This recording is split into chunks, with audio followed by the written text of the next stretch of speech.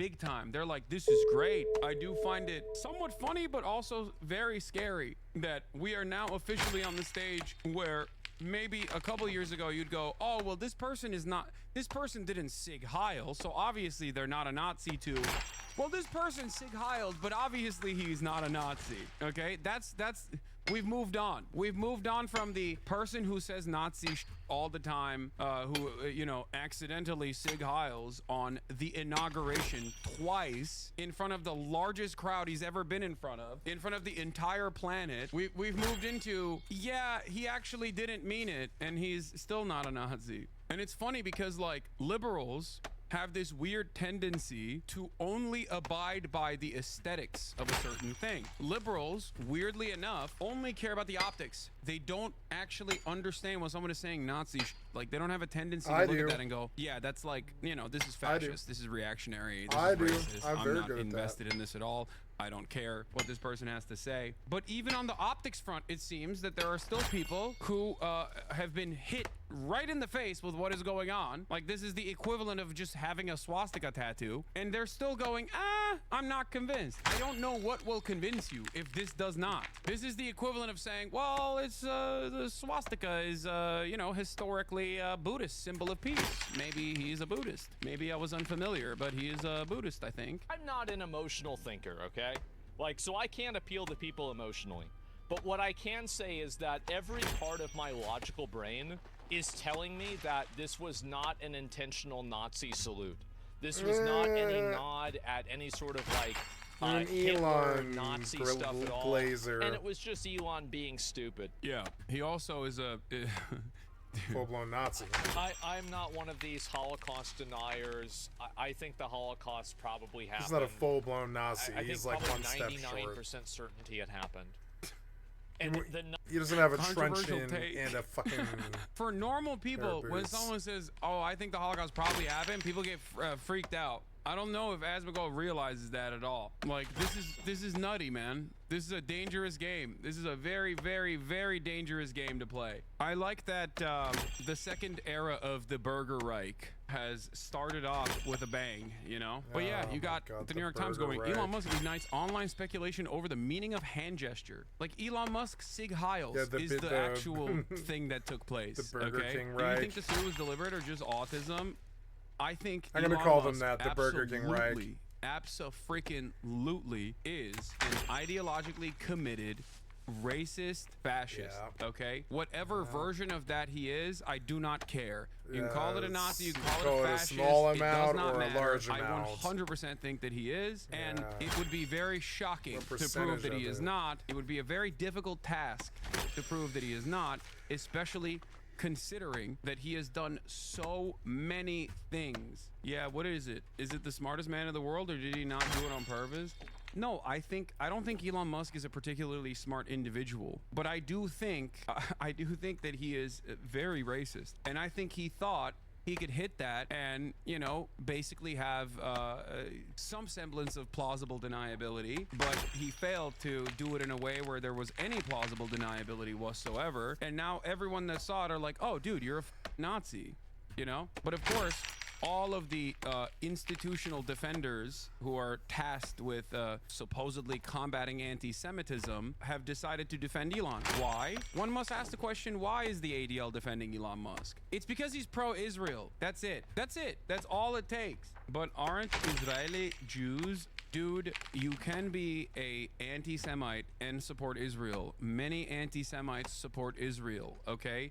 Israel is also a fascist ethno-state. So there is a mutually shared love for doing that kind of racist ethnic cleansing campaign. But more importantly, the reason why a lot of anti-Semitic people love Israel is because in their minds, they think better that they go and live in the desert than here in my neighborhood. That's a major reason for a lot of anti-Semitic people who also love Israel. This doesn't mean that there aren't anti-Semitic people that don't love it.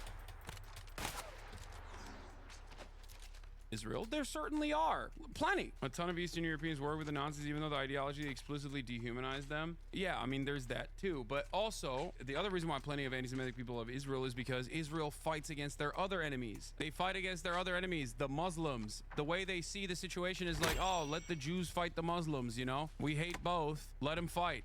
Great. That is the way that they approach the situation. Another reason why a lot of anti-Semitic people love Israel is because they believe that the rapture will happen if Jews take over the entire historical area that they have called Israel. Far greater and far more expansive than the current confines of the Israeli state. There are many different reasons why people who are anti-Semitic still end up defending Israel. I know it's such an insane thing to believe, but it doesn't matter. People still believe it. That's who we are. That's who we are. That's who humanity is. I know it's dumb. I mean, you don't know it's dumb? Just to be clear, you are defending a Heil Hitler salute that was performed and repeated for emphasis and clarity. People can officially stop listening to you as any sort of reputable source of information now. You work for them. Thank you for making that crystal clear to all. Like, that's what's going on, baby. That's where we're at. Oh, this was the last thing that I thought was really funny. Ben Shapiro turned around and was like, you are officially one of the stupidest and most dishonest people in the country to AOC. To prove that Elon is not a fascist and not a Nazi, he showed this post where Elon had to, play ball with the ADL, promote Israel, and also go to, I think this was in Auschwitz, to prove that he is, to prove that he was truly sorry for saying, you have said the absolute truth to a neo-Nazi who was talking about how Jews are doing the great replacement. Pretty funny because, Ben Shapiro has time and time again reiterated the position that he does not care about anti-Semitism. He simply cares about anti-Israel statements. Here's Ben retweeting a known Nazi. That's so funny. It's got to be a really funny moment where, one of the most prominent right-wing Jewish voices is openly retweeting one of the most prominent right-wing Jew. Nazi That's like female, awesome. Yeah. Fucking Bestie Marks female was really Trumper. funny with his take. He said, Elon Musk is not a fascist. Here's proof of him standing next to me, a fascist. A hand gesture by billionaire Elon Musk during a speech at Donald Trump's inauguration is causing controversy, with some comparing it to a fascist salute. Let's take a look at a celebratory rally in Washington while thanking the crowd. There you see it, the world's richest man slapping his right hand to his chest and extending his arm outward in a gesture that resembled a Nazi salute. Musk then turned to the audience behind the podium and repeated the gesture, as we've just seen.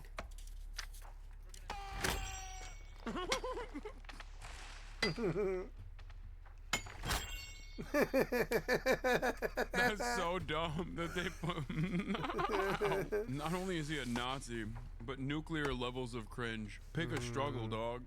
Pick a struggle, dog. So we can take a closer look at all this with GW political correspondent Matthew Moore. Matthew, this is the video that has lit up the internet. So what exactly is happening here? Did Musk do it? Did he not do it? Well, there's only one person I think that really knows whether this was a fascist salute, and that is Elon Musk. But it's fair to say that social media really blew up with clips of this gesture, this moment, going viral, especially here in Germany. What is going on? Why is everybody so afraid? Like, this is the German national broadcaster, dude. What the hell? It's Deutsche Welle. I actually don't get it. Is it because people are just like afraid of Elon Musk? Is it because he's scared like the right wing is going to explode into World War III? Is everybody that afraid of Elon Musk? Because like, I don't think these no, guys we're are not super afraid fond of Elon Musk. We're scared like, of them German liberals don't sliding like enough of this past us. It's not that it's not like they're gonna go fucking full Super Satan and try to reopen Auschwitz or whatever. I really don't think it's gonna be that bad. It's all of the little things. It's them bitching about the border. It's them bitching about the Mexicans. It's them bitching about the cartels. It's them bitching about China. It's them bitching about the China virus. It's them getting Trump back in after 34 felonies. Get them, them wiping away January 6th like it didn't even happen or anything like that. And all this other shit where they lowered the values and lowered the standards of America to this place where we may never come back to ever again. We had criminals in power in the Republican Party, such as Nixon and Bush and Trump, just, you know, like pushing all of these little things. There was the bank crisis. They were complicit in that too. It wasn't just the Democrats. There was COVID. They bungled that too. It wasn't just the Democrats. So it's like, you know, after a while, you begin to wonder, all the Republicans do is they just slide more and more atrocity past you as they get crucified for BLM and I Can't Breathe. And they get crucified for you know, fucking immigrants eating cats and stuff like this, and you know, and people shoot at Trump and all this, and it's just crazy. It's like all of it is a lower standard, and they keep sliding and sliding all of these little things past us that really, really are sort of like these crazy, weird right-wing things that really upset me. And so we just keep wondering if sooner or later, if it's all just gonna slide over into some crazy fucking thing. I don't fear civil war. I fear stupidity. I don't think it's civil war that we're talking about here. I think it's going to be some deep fake thing or something stupid. It's going to be some stupid ass trigger. It always is. It's like the sinking of the Lusitania or something dumb. If something dumb happens, we're so screwed because the leadership, they'd rather misspell Covfefe than lead.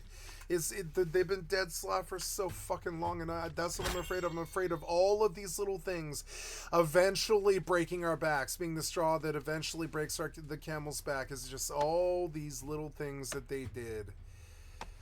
All of their bullshit about the border and the wall.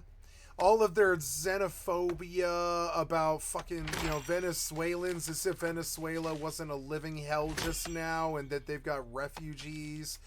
And all this other shit, all of their, like, you know, I don't know, like, all of the felonies, all of the wife cheating bullshit with the porn star, all the lies, the people that died in his tower. I mean, it's just all these little things. You never ever catch them doing something outright that's truly horrible and right-wing that scares the shit out of us, that forces us to, like, arm ourselves and go up against them or something like that. They're just not that drastic. They do all of this little stuff. They're like this, they're extremely passive-aggressive. And they just do all of this little stuff. They keep sliding a little, you know, they keep sliding a little bank crisis through, or a little bit of a COVID bungle, or a little bit of a, you know, a little bit of a vote bribery, or a little bit of a, you know, and they just slide these little things through. Oh, is it vote bribery, or is it just him, you know, being Elon? And we just get worried that sooner or later we just let all of this shit slide. Sooner or later, it just becomes this free fall thing where there's no control at all. Not the control they want to do. They want to do is pseudo-fascist. Not the control we want, and just peace. I don't think there will be peace or control. I think it'll just be madness. It'll be chaos. I don't think it's going to be something like Trump standing up in front of a camera and being like, "We're reopening all of the camps and starting the exterminations again," or anything crazy like that. I don't think it's ever anything that bad. I think it's them making the little shitty salute, and you don't know if they're fucking around with you or not. It's disgusting. Are they just like pandering to not get their state funding cut or something because they think the AFD is gonna win? Is that what it is? I don't think it's legal for them to show it if they say it, right? No, I mean, I think that contextually you can probably show it for Elon Musk. Okay, this is gonna be awesome too, because Elise Stefanik is also a psychopath. Let's see what she had to say. Elon Musk, perhaps the president's most visible advisor, doing 2 Heil Hitler salutes last night at the president's televised rally. No, Elon Musk did not do those salutes. I was not at the rally, but I can tell you I've been at many rallies with Elon Musk, who loves to cheer when President Trump says we need to send... Yeah, they're treating him like an autistic minor, dude. You know how he is. He's a middle-aged man. He's got $400 billion. He's just a happy... This man is like me, but he's not like me. His ideologies are not the same. But yeah, he's autistic like me. Yeah. You can tell in the way he talks. You know. His idiosyncrasies. You know, our U.S. space program to Mars. Elon Musk is a visionary. I'm looking forward to his work in Doge. Look, it's unfortunate, and this is my point of view on this. I'm on disability with the government for Asperger's, and this is my point of view about this. We are excusing a lot because of Asperger's, because of disability, you know, and it is something that we do.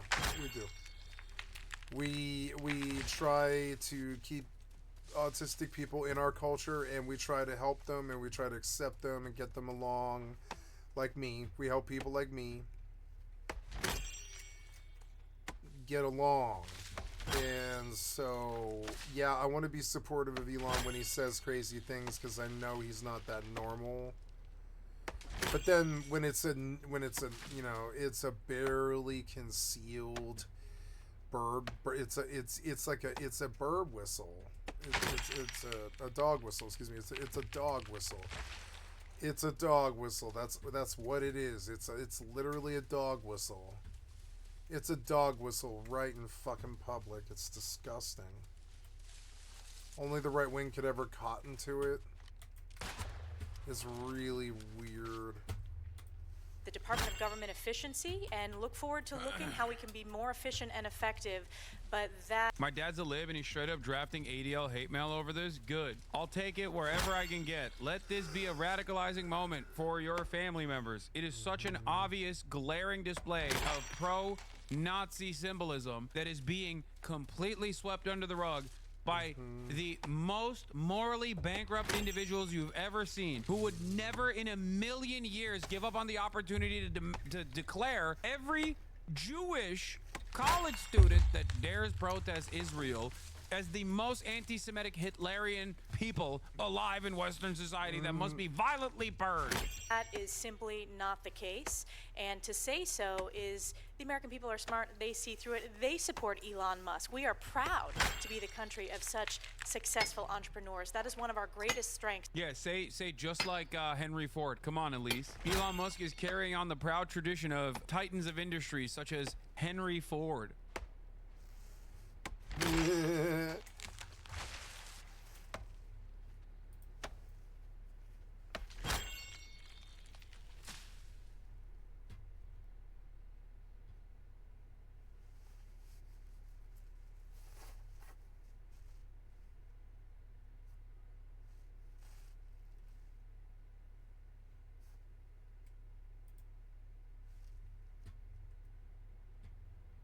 Of all military units in the Second World War. Thank you. The worst of the worst today, I found out. Or as feared as the German Waffen-SS. Entirely separate from the regular German army or Wehrmacht, the SS, short for Schutzstaffel or Protection Force, were the paramilitary wing of the Nazi Party. Its members swore allegiance not to Germany or the German government, but directly to Adolf Hitler himself. First formed in 1925 as a personal bodyguard for Hitler, by 1939 the SS had grown into a powerful organization, 250,000 strong, divided into three branches. The Allgemeine, or General SS, which ran the whole organization, as well as the Gestapo secret police, the Totenkopfbande, which ran the concentration camps, and then the Waffen-SS, the combat wing, which fought alongside the regular armed forces. As the vanguards of the Nazi Party, the men of the SS were selected for their racial purity, physical prowess, and absolute devotion to Nazi ideology.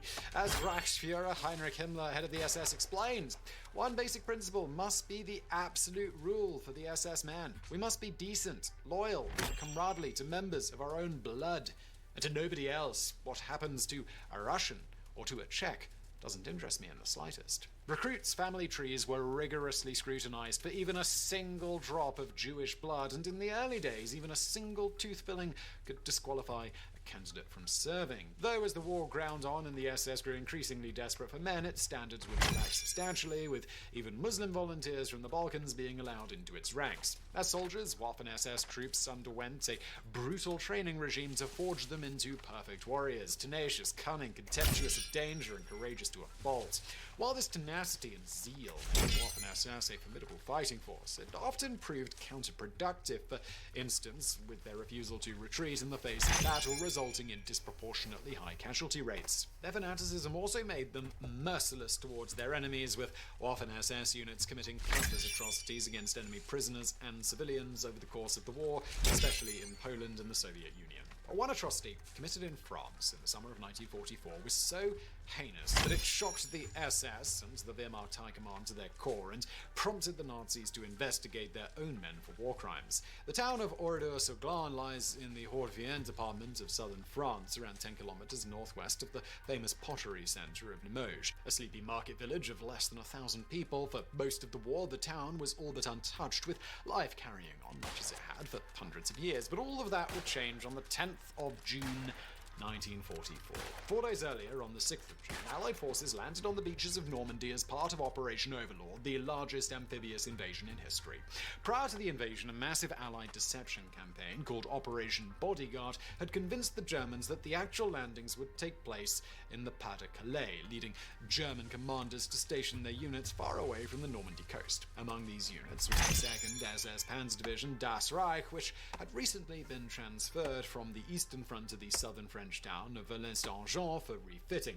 Soon after the Overlord landings began, the division commander, SS Standenführer Sylvester Stadler, received orders to ready his troops for battle and prepare to make the 600-kilometer journey from Normandy to repel the invaders. On the 8th of June, the division headed north, their journey seriously hampered by the French resistance, who sabotaged rail lines and flat cars and felled trees across the roads. Then, on the morning of June the 10th, SS Sturmbannführer Adolf Deichmann, commander of the 4th SS Panzergrenadier Regiment de Führer, was approached by officers of the Milice, the paramilitary wing of the French collaborationist Vichy regime. The officers told Deichmann that the night before, SS Sturmbannführer Helmut Kampf, commander of the 2nd SS Panzer Reconnaissance Battalion, had been captured by the Marquis de Limaçon, a local French resistance group, and was being held in a nearby village. Enraged, Deichmann quickly assembled his men and set off to exact his revenge on the villagers.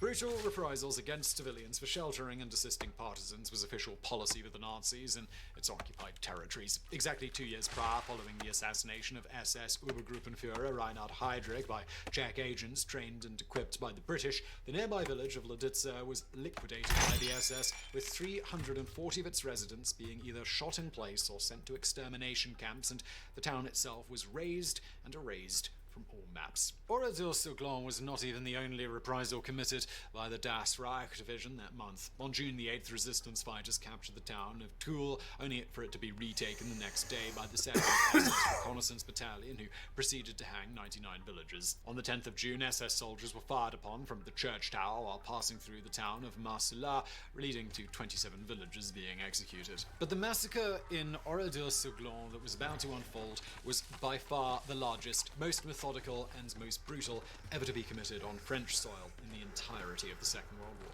Nobody knows exactly why Adolf Deichmann chose Oradour-sur-Glane for liquidation, as it had never been a major center of resistance activity. The best explanation historians have been able to come up with is that Deichmann mistook it for the nearby village of Oradour-sur-Vez, an error that was to have horrific consequences. Whatever Deichmann's reasoning, by 2 p.m. the Der Führer battalion arrived in Oradour-sur-Glane and began setting up roadblocks on all roads leading into and out of the village, sealing its residents and 6 outsiders who happened to be bicycling through inside.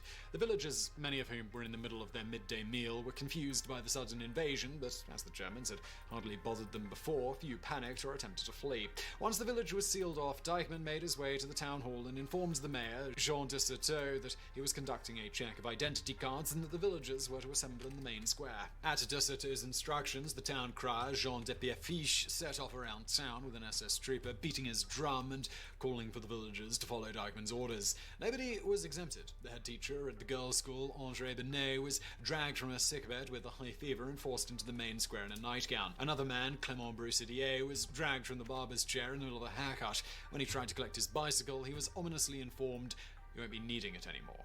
Despite Deichmann's claims, none of the villagers' identity cards were ever examined. Instead, once everyone was assembled in the square, Deichmann informed the villagers that he was conducting a search for resistance weapons caches. Deichmann then asked Mayor de Certeau to select 30 villagers to hold as hostages, who would then be traded for the captive Helmut Kampf. When Desoto refused, telling Deichmann that he would have to choose himself, Deichmann ordered that the men be separated from the women and children and the latter be taken to the village church.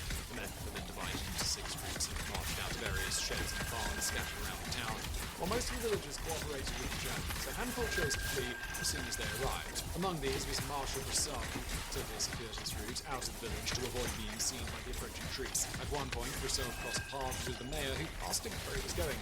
When Broussard explained that he was trying to run and hide, the mayor laughed and told him, "You can come and tell me tomorrow where your hideout is." It was the last time would see the mayor alive. Others who refused to comply included Jacqueline Francine and André Pinade, the children of a Jewish couple who hid at their home while their parents went to the village square to be counted. There was also Paul Duchet, a 21-year-old who hid at home, and Roger Godfrin, an 8-year-old schoolboy who leaped from his school window. Godfrin was immediately spotted and shot by a soldier, but fell down as if dead and lay still even as the soldier approached his body and kicked him in the kidneys. Once the soldier had gone, Godfrin leapt up and fled into a nearby field. In total, around 20 villagers escaped in this manner, but the vast majority would not be so lucky. By 4 p.m., all of the men had been herded into the barns and sheds. One among them, German speaker Joseph Bergman, overheard the soldiers talking and whispered to his comrades they were about to be shot. But as they were surrounded by German machine guns, there was nothing they could do. Suddenly, at a prearranged signal, a pistol shot, the shooting began. The SS troops aimed for the men's legs, cutting them down before moving in to shoot or bayonet them in the back. Once the Germans were satisfied everyone was dead, they laid straw, wood, and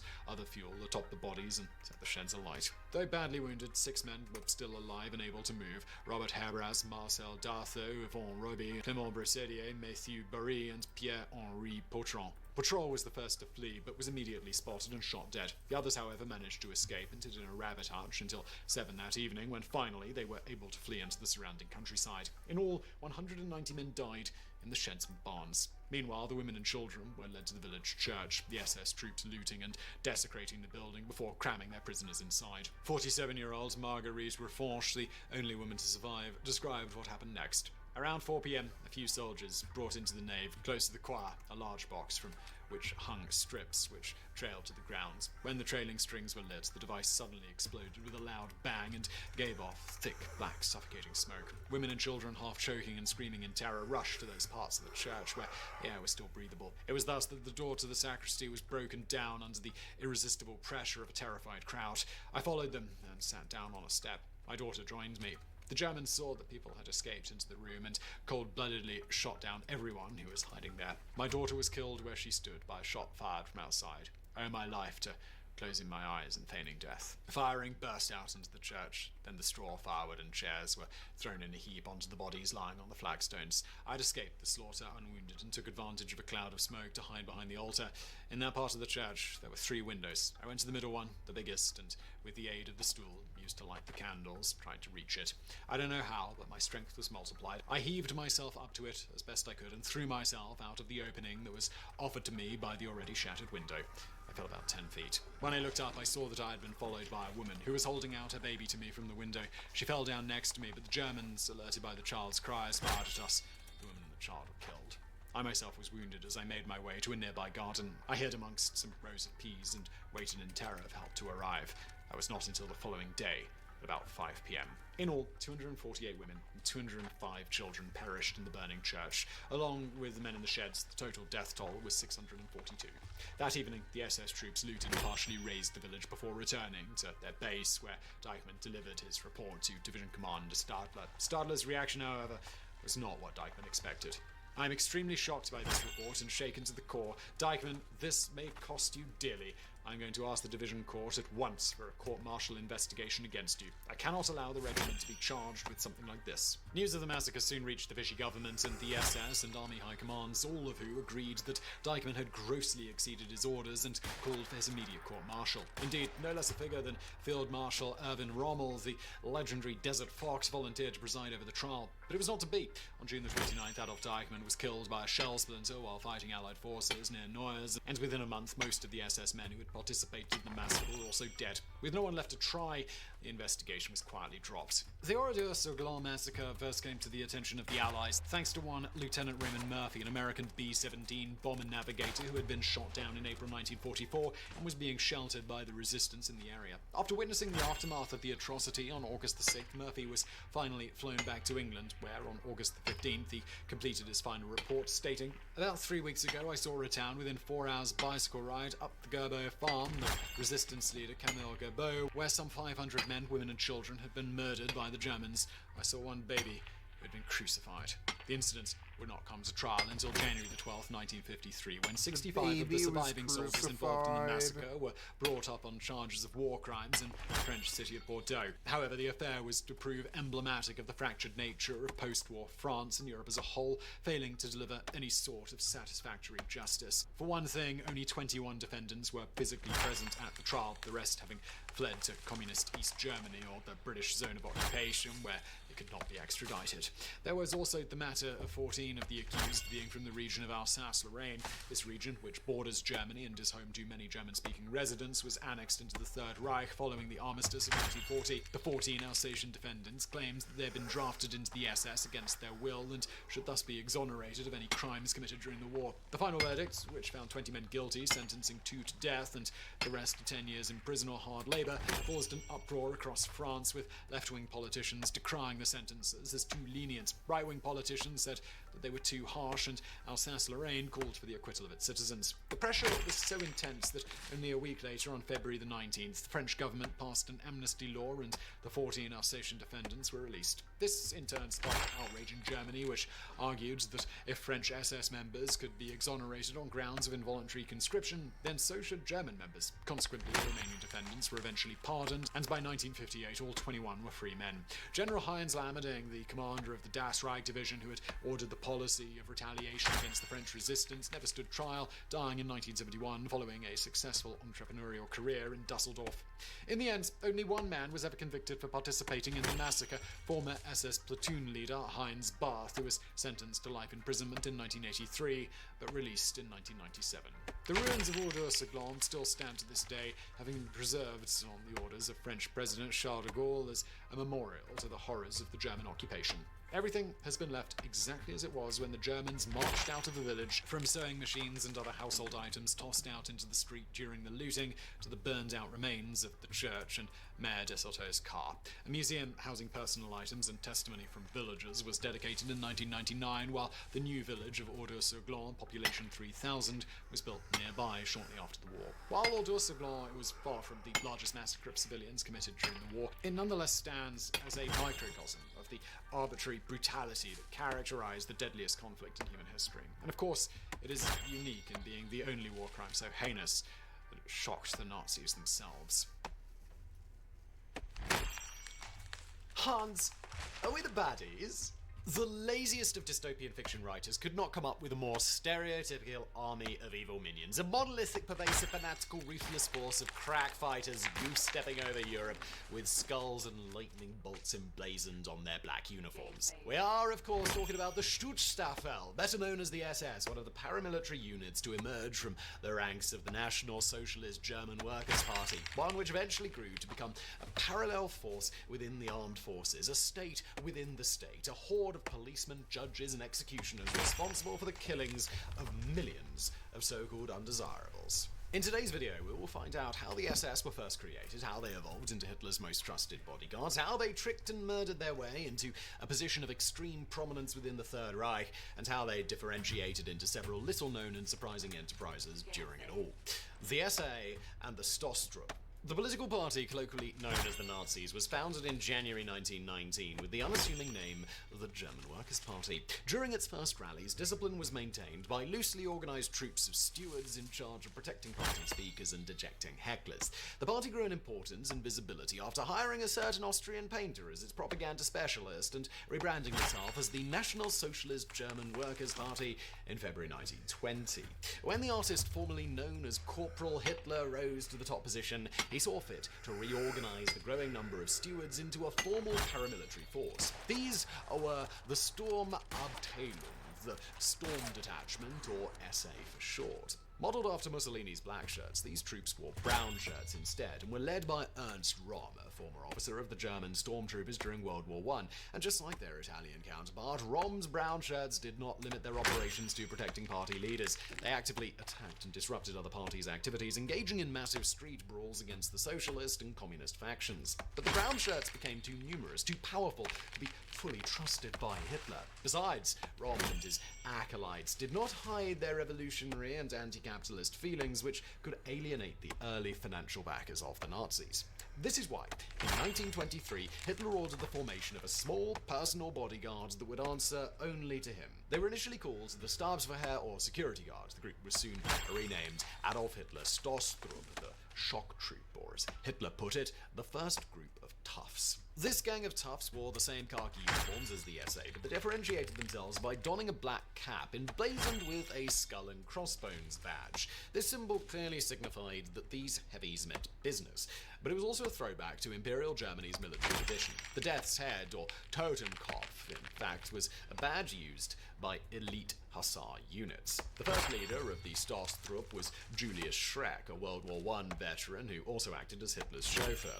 Schreck's small unit included a colourful cast of characters such as Ulrich Graf, a former butcher and amateur wrestler, or Emil Maurice, a convicted embezzler who would later serve as Hitler's secretary and then date the Führer's niece. The Stoßtrupp was the launchpad for top Nazi officials such as Rudolf Hess, or military officers like Joseph Sepp Dietrich, the most decorated German soldier of World War II. With the backing of the SA and the more elite Stoßtrupp, Hitler and his acolytes began planning a coup or putsch to take over Bavaria and later the whole of Germany. This was the infamous Munich Beer Hall Putsch of November the 8th, 1923. The first assault on Bavarian institutions on the night of the 8th went well enough for the conspirators. The morning after, Hitler and his chief ally, World War I hero General Ludendorff, marched towards the Bavarian War Ministry with the Stoßtrupp leading the vanguard. In Odeonsplatz, the rebels were met by 100 Bavarian policemen armed with a no-nonsense attitude and also guns. A firefight ensued with casualties on both sides. Hitler himself risked getting shot, but one of his loyal Stoßtruppen, Ulrich Graf, threw himself in front of the bullets. Presumably, he did this in slow motion while yelling, "9!" And so it was that Graf performed his duty, suffering heavy wounds to save the life of his party leader, who would later go on to make this sacrifice completely pointless by killing himself in the Führer bunker. Grateful if anything. The putsch overall had been a disaster, and Hitler was incarcerated. Whilst in prison, he wrote Mein Kampf and came to a key strategic decision. The National Socialist Party could not rise to power via an armed insurrection. He would rise to the top by exploiting the framework of democracy. But if peaceful means and respectability were the new fashion, well, what to do with the ever-growing ranks of the uncouth and brawling SA? The Führer only required a small force of elite bodyguards, but when he was released from prison in December 1924, the brown shirts had expanded to 30,000 men. The new direction in party strategy led to a rift with Ernst Röhm, who decided to emigrate to Bolivia in 1925. As per Herr Hitler, he ordered his old friend Julius Schreck to reassemble his personal guard, which had been disbanded following the failed putsch. The Praetorian unit was reassembled, albeit with a different name, the Schutzkommando, or Protection Unit. After another name change to Sturmstaffel, Assault Squadron, they finally settled on Protection Squadron, or in German, Schutzstaffel. The SS were born. Early days of the SS. The official founding date of the SS was November the 9th, 1925, the second anniversary of the failed Munich coup. But Schreck had been recruiting members since at least September the 21st that year. Initially, the SS counted only 8 members, but following Schreck's September recruitment drive, each party district across Germany was asked to form a 10-man squad under one officer. The only exception was Berlin, where the local Nazis were allowed to recruit a 22-men unit. The purpose of the new SS was not only to protect the person of Adolf Hitler, but also to provide security to other Nazi officials and properties across the country. Despite the broadening scope of their activities, SS recruitment standards were always kept stringent. The ideal candidate had to be aged between 23 and 35 years old, tall, healthy, and strongly built. They had to be residents of the same area for at least 5 years with no criminal record, and their application had to be supported by 2 guarantors. Furthermore, the SS guidelines excluded habitual drunkards, gossip mongers, and other delinquents. Every man was expected to adhere to the strictest discipline. Deviations from superiors' orders were punished with cash fines, removal of the coveted swastika armband, or even dismissal from service. Following acceptance into the protection squad, each man had to swear loyalty not only to the Nazi Party, but also to the person of Adolf Hitler. The Führer rewarded their loyalty by awarding the SS with a precious relic, a blood-stained swastika flag, a memento of the Munich coup.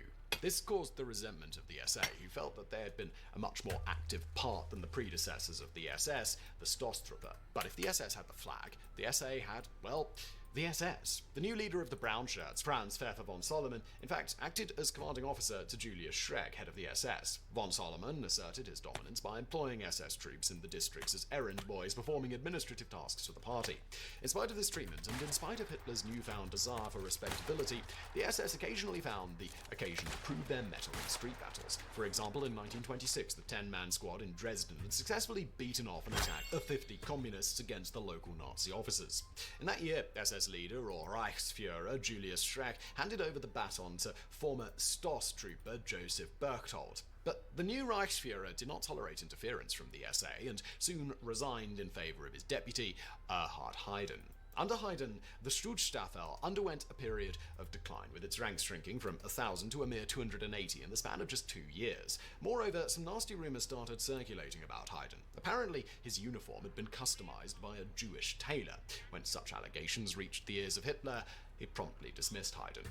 From here, on January the 5th, 1929, the position of Reichsführer was entrusted to Haydn's deputy, a former army officer, fertilizer salesman, and chicken farmer with outstanding managerial skills called Heinrich Himmler, who would soon take the SS from small ragtag group of men to one of the most powerful forces in all of Germany. The Himmler years. On this note, making good use of his organisational skills, Himmler revived the SS, bringing its numbers back up to 1,000 by December 1929 and then to 3,000 by the end of 1930.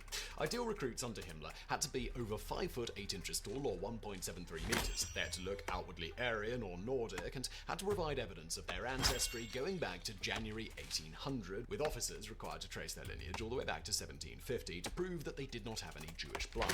Now, it should be noted here that much of Himmler's leadership and Old Guard did not fulfill this criteria, but the Reichsführer made an exception for those who had served in World War I. And what about the man himself, who hadn't actually served in the Great War and didn't meet his own criteria? Well, if you make the rules, you can apparently break the rules too. As for everyone else, after completing a rigorous selection and an extensive training program, it was time to swear a personal oath of allegiance to Hitler. It read, "I swear to thee, Adolf Hitler, loyalty and bravery. I vow to thee, and to the superiors that you appoint, obedience unto death. So help me God." New SS men then received a ceremonial dagger, which they paid for themselves. Under Himmler's direction, the SS increased in size and prestige, so much so that Hitler decided to make them independent from the SA. This was reflected by the uniform. SS men still wore the traditionally brown attire inherited from the SA, but Himmler personalized it by introducing a black kepi hat with the skull and crossbones, and a black tie and a black crossbelt. The Reichsführer also abandoned the old system of 10-man squads, each led by a district officer, and replaced it with a military hierarchy, albeit with distinctive ranks. For example, the equivalent of sergeant major in the SS was called Scharführer, or band leader. The captain was a Hauptsturmführer, or main assault leader, and so on. The year 1929 is remembered also for a major cataclysmic event: the Great Depression. The subsequent economic downturn led to a sharp increase in SA membership, as many unemployed workers joined the organisation alongside a great number of ordinary criminals. As a consequence, discipline plummeted, and the number of violent incidents involving the brown shirts escalated out of control. At the same time, some factions within the SA vied for more power. They wanted to completely absorb the Reichswehr, the armed forces, or ally themselves with the communists. Needless to say, a confrontation within the Nazi Party was inevitable. And so it was. But in the summer of 1930, the leader of the SA in Berlin, Walter Stenz, issued a series of demands to Hitler. He wanted his troopers to be presented as candidates in parliamentary elections, and he demanded that the SS be excluded from providing security at Nazi Party rallies. Upon Hitler's refusal, Stenz and his men attacked the Nazi headquarters in Berlin, clashing with the SS standing guard. Himmler's troops were heavily outnumbered, and eventually the brown shirts took over the party offices. Hitler recalled Rom from Bolivia, hoping that the old leader could restore order. But Stenz was out of control, going so far as to denounce Hitler and propaganda leader Joseph Goebbels for betraying Nazi ideals. The uprising was quelled only when the party expelled from their rank all SA units that had rebelled. This automatically deprived them of any funding. With the money gone, support for Stens quickly evaporated. The SD. During this struggle, the SS had remained staunchly loyal to party leadership. Hitler thus entrusted Himmler with the task of rooting out any dissenting voices. The SS commander carried this out with the help of a new hire, a former Navy officer called Reinhard Heydrich. Heydrich had been discharged from the Navy in April 1931 for conduct unbecoming of a gentleman. In brief, he had dated a girl for 6 months, but then married another lady. In May, he was interviewed by Himmler, who was looking for a security expert to set up an intelligence service within the SS. Heydrich, whose intelligence experience consisted of reading spy novels, nonetheless impressed Himmler, who hired him on the spot as the head of the security service. Heydrich created a system of index cards, filing personal details about any potential enemy of the party: communists, Catholics, Freemasons, Jews, aristocrats, conservatives, and Nazi party members suspected of disloyalty or deemed unreliable due to debts or scandals. The following year, 1932, SS membership Let's go buy a new one. These troops now paraded around with their new dapper, infamous black uniforms, the ones commonly associated with the stereotypical image of the Nazi enforcers. Contrary to popular belief, these uniforms were not designed by Hugo Boss, but two SS members, Professor Karl Diebitsch and Walter Heck. Hugo Boss and later other clothing factories were simply contracted to manufacture the attire. In any event, by 1933, Walter Heck introduced another distinctive element. The two S's, styled as lightning bolts, a design borrowed from old pagan runic script. Initially, the bolt insignia adorned only the lapels of Hitler's personal guard, but then they were extended to every unit. Rise to power. In January 1933, Hitler's long-term strategy to gain power via legitimate means, albeit with frequent beatings and harassment of the opposition, finally paid off. President Hindenburg appointed Hitler Chancellor, or head of the government. 2 months later, the Nazis would win 288 seats in the Reichstag, the German parliament. The only problem was that the Reichstag wasn't really there any longer, as it had been burned down in a fire on the 27th of February. Apparently the fire had been set by Marinus van der Lubbe, a Dutch communist, with strong suspicion that it may have been a Nazi false flag attack. Whoever was the actual culprit, Hitler took the occasion to pass an emergency decree providing sweeping police powers to the SS and the SA, tasked with protecting the state from its enemies. Brown shirts and black uniforms prowled the streets, rounding up thousands of political opponents. It was the first step in a hostile takeover of Germany and its institutions, a process in which the SS would play a pivotal role. Following the Enabling Act of March the 23rd, Hitler swept aside all political parties except his own, and leading Nazis were appointed in top positions throughout the country. One of them, Adolf Wagner, became Minister of the Interior for Bavaria, a move favoured by Himmler and his trusty master spy Heydrich. Overnight, the two top SS officers gained control of all police forces within Bavaria. This was Himmler's endgame: infiltrate all police and security forces in the Third Reich and eventually bring them under SS control. Bavaria was the first session limit. Here, the SS and regular police forces rounded up hundreds of socialists, trade unionists, Catholic activists, and other suspected enemies of the regime. Regular prisons could not hold them all, so Himmler and his acolytes had to get creative. The political prisoners were herded into a decommissioned munitions factory surrounded by a barbed wire fence. The location of the facility was Dachau, the first Nazi concentration camp. Command of Dachau was handed over to SS officer Theodor Eick, who formed a new unit in charge of guarding the prisoners. This was the SS Totenkopfverbande, the Death's Head unit, birth of the Gestapo. Following their success in Bavaria, Himmler and Heydrich sought to extend their grasp over the police force in Prussia, which implied control of the capital city, Berlin. The Prussian police was already rife with SA and SS men after all, but there was a snag. The Minister of the Interior for the Prussian state was top Nazi official Hermann Goering. He was too powerful, too close to Hitler to relinquish control of his security apparatus to those schemers in black uniforms. Most of all, Goering wanted to prevent the SS from infiltrating the political and intelligence functions of his police. On April the 26th, 1933, Goering merged these two functions into a new organization and assigned it command Why to buy a the civil copper servant but not the not silver? It affiliated seems to weird. the Nazi Party. This man was called But Rudolf okay, more Diels. money for me. He was the first head of the newly formed secret state police, in German the Geheimstaatspolizei, or Gestapo for short. Diels was a good cop, perhaps too good. So good, in fact, that he had the audacity to begin arresting SS and SA men when their actions became too heavy-handed. Now, few liked the SA. At this stage, they numbered in the millions, had anti-capitalist tendencies, and their leader, Ernst Röhm, sought to replace the regular armed forces. Goering, in particular, was wary of the SA gaining too much power in Prussia. No, Gestapo was too small a force to character. effectively oppose them. In early 1934, Goering had to face another threat to the independence of the police within his jurisdiction. Wilhelm Frick, Minister of the Interior for the entire Reich, wanted to absorb the Prussian police under a unified federal force. To protect his independence, Goering begrudgingly forced an alliance with Himmler. The Reichsfuhrer SS would help Goering in keeping Frick at bay. In exchange, Goering had to dismiss deals and hand over the Gestapo to the SS and Reinhard Heydrich in particular. The deal was sealed on April the 20th, 1934. By controlling the SD, the Gestapo as well as the regular SS troops, Himmler now oversaw all secret and political policing activities within the German Reich. Night of the Long Knives. God damn it. Himmler was clearly... You're putting me on the wrong server. Why? The premier paramilitary arm. Why are you putting me on the wrong server? You know I'm on the wrong server. God damn it, you're wasting my time. Last obstacle to clear. The SA. Once the backbone of Nazi support, the khaki-clad troopers were living on borrowed time.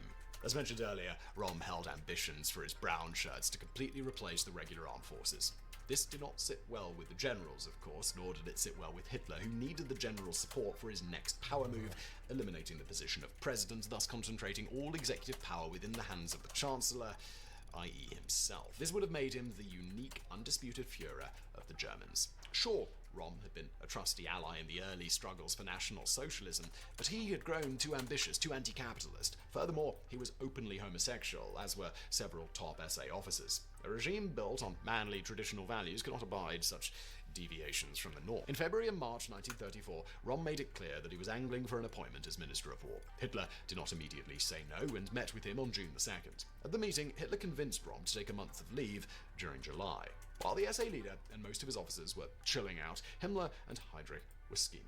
They manufactured evidence incriminating Rom of accepting French money to overthrow Hitler in an impending coup. The two SS officers compiled lists of SA and political adversaries and other targets suspected of disloyalty. Himmler then ordered his trusted officer, Sepp Dietrich, to assemble and arm 2 companies of men selected from the Leibstandarte SS Adolf Hitler, the recently created elite unit of bodyguards to the Führer. Dietrich's companies were equipped by the regular army and dispatched to the town of Bad Wiese in Bavaria. This was the beginning of the Purge that was codenamed Operation Hummingbird and better known as the Night of the Long Knives. The SS surrounded the hotel where Rom and his lieutenants were enjoying their period of leave or indulging in a homosexual orgy, depending on versions. Hitler himself then travelled to Bad Wiese to oversee the arrest of the SA leadership. Rom and 6 of his officers were taken to Munich and imprisoned. The 6 were shot immediately in the prison's courtyard. Rom's execution could have been avoided, as Hitler had second thoughts, but Himmler convinced him to go ahead with the order. The commander of Dachau, Theodor Eick, and his deputy, Marco Lippert, walked into Rom's cell and shot him twice. With his last breath, the fallen SA leader muttered, "Mein Führer, mein Führer," to which Eick replied, "You should have thought of that before. Now it's too late." Meanwhile, all over Germany, SS men and Gestapo officers received the secret password Colibri, or Hummingbird. As per instructions, they opened sealed envelopes containing the kill list of alleged conspirators to eliminate. Himmler's and Heydrich's best and brightest went on a 2-day assassination spree, targeting SA officers, old and current rivals of the Nazi cadres, as well as completely unrelated victims. For example, the music critic of a Munich newspaper, Mr. Wilhelm Schmidt, was abducted by the SS and returned to his widow in a casket with strict instructions not to open it. The unlucky critic had been the victim of an unfortunate typo, it appears. The SS were after one Wilhelm Schmidt with a T at the end, a general with the SA. Other notable victims included former Chancellor Kurt von Schleicher, shot in his home alongside his wife. Theodor Eick took personal care of Gustav von Kahr, who had been head of the Bavarian government during the failed putsch of 1923. The 71-year-old was taken to Dachau, tortured, and hacked to death with a pickaxe. The purge did not spare Hitler's former Nazi Party comrade, deputy, and rival, Gregor Strasser. The Gestapo dragged him to a cellar in Berlin, where he was shot from behind. The death was ruled a suicide. The entire operation had been a great success for Himmler and his acolytes. The Führer duly rewarded him with a decree dated July the 26th, which promoted the SS to the status of an independent organisation within the Nazi Party. This promotion would allow Himmler to operate without any supervision and to fulfill his vision of turning the SS into the backbone of all police forces, as well as a parallel army loyal to the Nazi Party rather than to the German nation. Himmler's army An army, by definition, requires weapons, but surprisingly, thus far, the only SS unit officially allowed to carry firearms were the bodyguards of Adolf Hitler. But this was not enough for Himmler. In September 1934, he wrested from War Minister von Blumberg the permission to create 3 regiments of armed SS troops. These were the Werfkunsttruppe, the disposition troops. They were called the SSVT for short. Establishing the SSVT required Himmler to create a training program and an officer academy called the Junkerschule. Officer candidates were selected amongst the SS and Gestapo, and even what remained of the SA. Recruits had to comply with the usual racial purity standards required by Himmler and be at least 5 foot 10 inches or 1.78 meters tall. The curriculum included basic military training, advanced assault tactics, war games to learn the principles of strategy, as well as etiquette courses.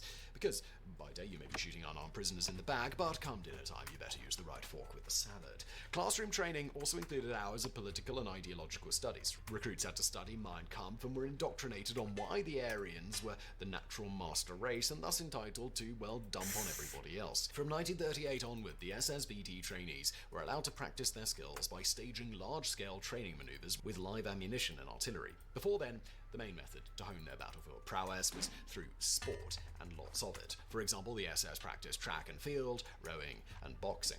A training manual at the time read, "Sport arouses belligerence, hardens the will, promotes self-discipline, and therefore promotes the training of the SS man to the level of a combat-effective fighter. In addition, it should also afford the SS man relaxation and rest and give him pleasure." At the end of the 5-month course, only 1/3 of the recruits made it to graduation. Those who qualified were inducted into the SSVT with one of the many pseudo-esoteric rituals loved by Himmler, an enthusiast of pagan and occult studies.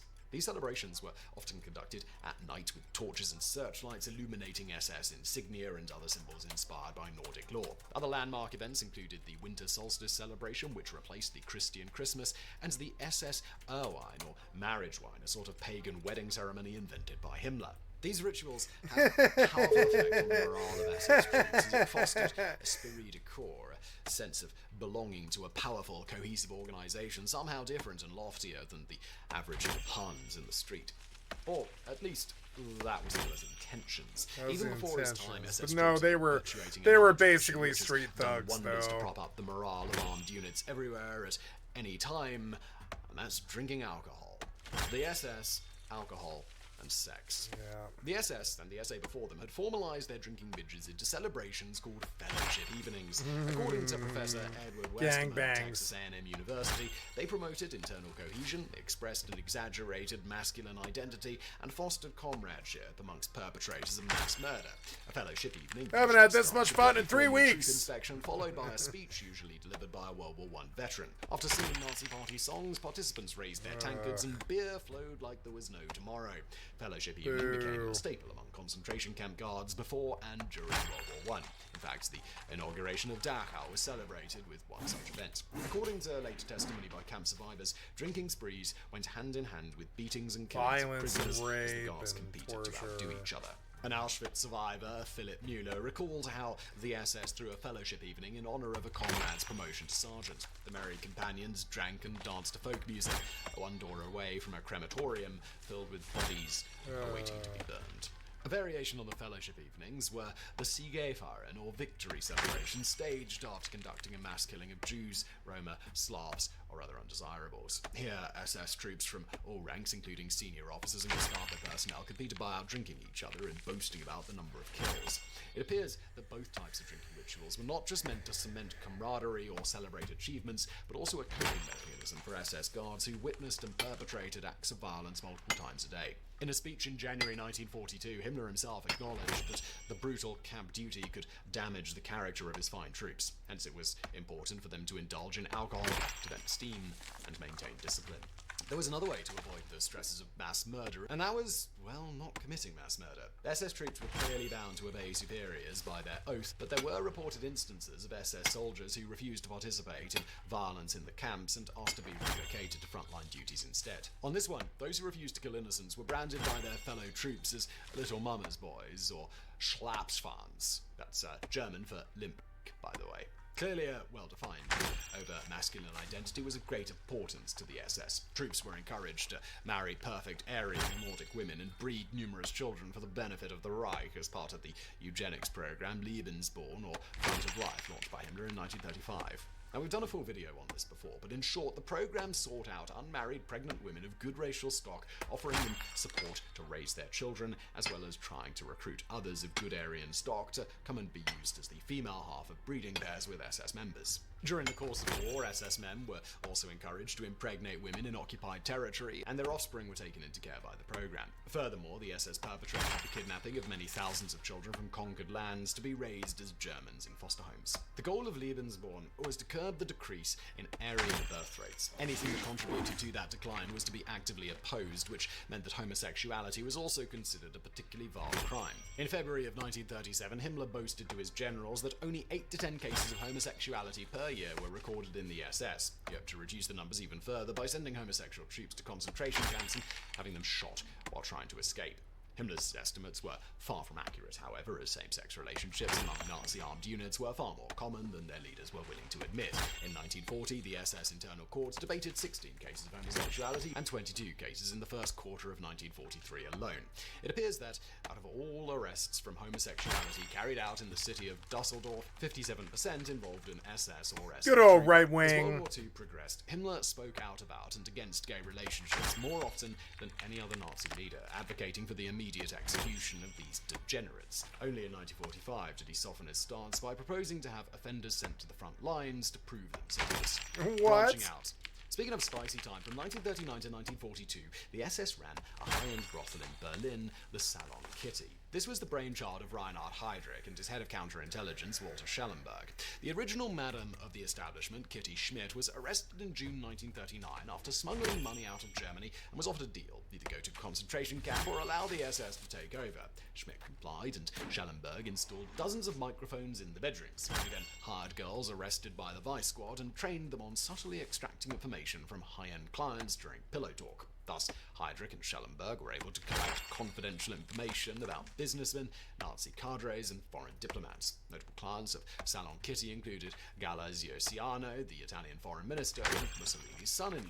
Heydrich himself was a regular patron, although he took care of having the microphones turned off during his liaisons. The SS differentiated into several other unconventional activities, normally not associated with a police and military force. For example, in 1936, Himmler and Professor Karl Diebitsch, designer of the infamous black SS uniform, acquired a porcelain factory to produce a profitable series of Aryan and Nazi-inspired knickknacks. Himmler eventually established the economic and administrative main office to manage all of the SS's for-profit enterprises, including the bottling and distribution of mineral water. And when I say for profit, I really mean it. The Reichsfuhrer SS employed almost exclusively slave labor from concentration camps, maximizing profit margins.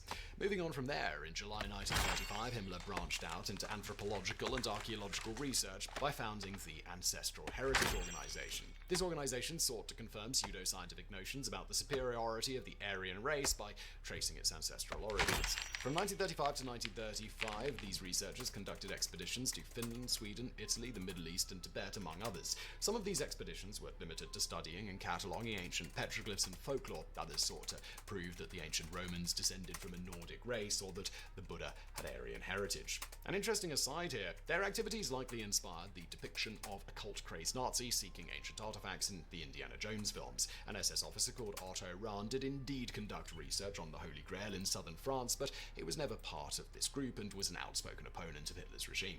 Rahn eventually left the SS and suffered persecution from the Gestapo until his mysterious death in July 1939. During the war, the Ancestral Heritage Organization took on increasingly sinister tasks. For example, they provided infrastructure, funding, and materials to SS doctors at Dachau and other concentration camps to conduct medical experiments on unwilling subjects, which almost invariably resulted in their death. Unstoppable Himmler. Besides these interesting side gigs, Himmler's focus remained on expanding the SS's policing, intelligence, and military branches. By the end of 1935, his right-arm man Heydrich had expanded the Gestapo personnel from 35 to 607 agents, who carried out 7,000 arrests in 1935 and 1936 alone. The secret police was an incredibly powerful tool in Hitler's hands to get rid of high-ranking opponents, including the Commander-in-Chief of the Army, General von Fritsch, and Minister of War, Marshal von Blumberg. Both top officers Germans opposed Hitler's plans for an upcoming war to expand in Eastern Europe and would soon come to regret it. An informant of the Gestapo, one Otto Schmidt, reported that an officer called Fritsch had been involved in a homosexual affair. This turned out to be a completely different officer, but Himmler and Heydrich seized the occasion to have the general court-martialed. The subsequent trial recognized that there had been a case of mistaken identity, and Schmidt, the informant, was shot. Nonetheless, von Fritsch was dismissed from his position. As per von Blumberg, Heydrich came into possession of illicit photos of Blumberg's wife, proving that she was a former prostitute. Another sex scandal led to another dismissal. Thus, the armed forces had been effectively decapitated, and Hitler reorganized their leadership into the Oberkommando der Wehrmacht, the OKW, answerable only to him. As for Himmler, he was not content with overseeing a relatively small secret police force. In June 1936, the SS top dog pressured the German government for an appointment as a Minister of the Interior. The current minister, Wilhelm Frick, resisted pressure, but eventually conceded that Himmler be appointed Chief of Police. Whilst formerly subordinate to Frick, Himmler reported directly to Hitler. And more importantly, he was now at the head of all national and local police forces, including the criminal police, or Kripo, and the regular uniformed police, or ORPRO. In September 1939, Himmler consolidated all police forces, the Gestapo and his intelligence services, the SD, into a single organization, the Reich Security Head Office, or RSHA, in its German acronym. It appears that 1936 was a momentous year for the Schutzstaffel. In the same year, Dachau commander Theodor Eich created a new infamous department, the SS Totenkopfverbande, or Death's Head Unit. Initially conceived to guard concentration camps, this unit grew to 8,000 troops by 1939 and was later used in military operations. Meanwhile, the military branch of the SS saw some expansion. In August 1938, the armed regiments of the SS-VT were expanded into a division-size unit. This became the basis of the notorious Waffen-SS, the parallel armed force which fought alongside the regular army in World War II. The term Waffen simply means weapons or arms in German, by the way, which makes these the armed SS. Now, those of you who have a thing for internal structures may be wondering how Himmler actually organized his men, whose number ballooned to 250,000 by the start of the war. The SS were divided into three main branches. We have already covered two of them, the Waffen-SS and the RSHA, Heydrich's Reich Security Head Office. The third one was the Allgemeine SS, or General Purpose Branch, which oversaw a variety of activities and departments, such as the Economic and Administrative Office in charge of managing the slave labor force, or the Legal Department, which enforced discipline within the SS. The SS also had their own propaganda team, which edited and published the weekly paper Das Schwarze Korps, or the Black Corps.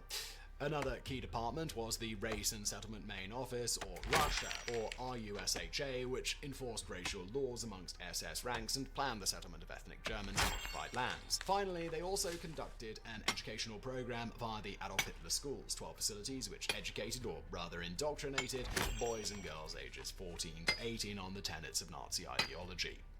The SS at war. As World War II erupted in September 1939, the most active branch was, of course, the Waffen-SS. Hitler's units would become a feared fighting force, regarded as elite by their foes. Interestingly, their baptism of fire in the invasion of Poland was far from a stellar performance, with regular Wehrmacht officers pointing out their poor training. The Wehrmacht also complained about the crimes of war perpetrated by SS soldiers in occupied territories, going as far as court-martialing them for shooting Polish prisoners of war. Himmler argued to Hitler that the poor performance was due to a lack of equipment and stifling supervision by the Wehrmacht. His complaints must have struck a chord, as the Führer allowed Himmler to set up his own military procurement office and military tribunals, which is a good thing for the SS, as one of the roles of all SS units was the extermination of undesirables in occupied territories. The SS had played a key role in delineating the so-called final solution to the Jewish problem from the very start. It was the SD, or security service, who had orchestrated the Night of Broken Glass, the infamous pogrom of November the 9th, 1938. Then it was chiefly the SS who manned and coordinated the Einsatzgruppen, or operation groups, who carried out the Holocaust by bullets during the early phases of Operation Barbarossa. And it was Reinhard Heydrich who in January 1942 chaired the Wannsee Conference, during which Nazi leadership planned the systematic extermination of millions of Jews and other undesirables. After World War II, Waffen-SS veterans distanced themselves from the horrors of the Holocaust, claiming that these were perpetrated by units in the rear, such as the Totenkopf Division or concentration camp guards. In reality, the Waffen-SS were frequently rotated between frontline and rear duties, thereby implicating fighting units in the administration of the camps. In any event, by the late stages of the war, manpower shortages meant that Himmler could no longer be so picky about recruiting only Germans of pure Aryan stock for his SS. In fact, by 1945, the Waffen-SS was one of the most diverse formations of the war. The SS actively recruited volunteers and conscripts from occupied, allied, satellite, and even neutral countries. By April 1945, the Waffen-SS counted almost 830,000 troops. Of these, only about 40% were German nationals. A further 30% were ethnic Germans recruited from other countries, and the remaining 30% were volunteers and conscripts hailing from 17 different nationalities. The foreign troops made up 21 out of a total of 38 SS divisions. Notable examples include the Viking and Nordland divisions recruited in Scandinavia, the two Litischer divisions from Latvia, and the Charmaine division made up of French volunteers. These units were categorized as front-rank divisions, fully fitted and operational for frontline duties. Detachments of the Viking, Nordland, and Charmaine even fought in the bitter, desperate defense of Berlin against the Red Army. In most cases, however, foreign divisions were categorized as being second rank or even phantom. This meant that they were never fully equipped and were mainly used in the rear, generally in an anti-partisan capacity. The SS after the war, Odessa and Haag. Despite Himmler's best or worst efforts, the SS and the German military as a whole were doomed to lose the war. Heinrich Himmler himself was captured by the Allies and committed suicide on the 23rd of May 1945. The horrors of the crimes committed by his troops would soon be revealed to the world as Nazi officials and SS personnel went on trial at Nuremberg. Several secret organizations sprung up designed to help Nazi leaders escape the Allies and relocate abroad, mainly in Spain or South America. One of these was the Organization of Former SS Members, known by its German acronym of Odessa. Odessa was set up in 1946. The following year, camp survivors and notorious hunter of war criminals Simon Wiesenthal learned about its existence. Odessa had created a vast, reliable network of escape routes for wanted criminals. Usually, former SS officers would cross the border with Switzerland and then proceed further south into Italy. Here, they found refuge with the so-called monastery route, a network of convents, monasteries, and other religious institutions which provided cover to the fugitives. High-ranking Vatican officials played an active part in aiding Odessa escapees. For example, Austrian Bishop Alois Hodal, based in Rome, assisted former SS officers by providing them with temporary accommodation and travel documents. The Archbishop of Genoa also helped smuggle war criminals to Argentina with the help of a former fascist officer. SS fugitives had another ally amongst, well, the Allies. Immediately after the end of World War II, Western powers prepared for a possible confrontation with the Soviet Union and its satellite states. The West knew little about the Red Army, its doctrine, strategy, and tactics, but saw former Nazis as experts. That is why the US Army's counterintelligence corps contributed to smuggling to safety wanted criminals such as former SS captain Klaus Barbie, the Butcher of Lyon. Odessa ceased its operations in 1952 and was replaced by another organization called Comrade Workshop. Instead of spiriting former SS personnel out of Germany, this outfit was focused on keeping hidden and funding those who had already escaped abroad. The early 1950s saw the emergence of another organization related to former SS men. This was the Mutual Aid Organization, the soldiers of the former Waffen-SS, or Haag, founded by former General Otto Kamm. By October 1951, the association could boast 376 local branches and 2 newspapers, which advocated for Waffen-SS veterans to be granted civil and political equality with veterans of the regular Wehrmacht. Haag representatives campaigned for the release of thousands of POWs still in Allied captivity. Most of all, they aimed to rehabilitate the reputation of the armed SS, claiming that they were merely a frontline fighting force whose actions were unrelated to the crimes committed by the RSHA, the Einsatzgruppen, and the concentration camp administration. While this may have been true for many of the elite fighting units, this was not always the case. To name but a few examples, Waffen-SS units took part in the liquidation of the Warsaw Ghetto and provided guard personnel for Dachau, Malhausen, and Ravensbrück, among other camps.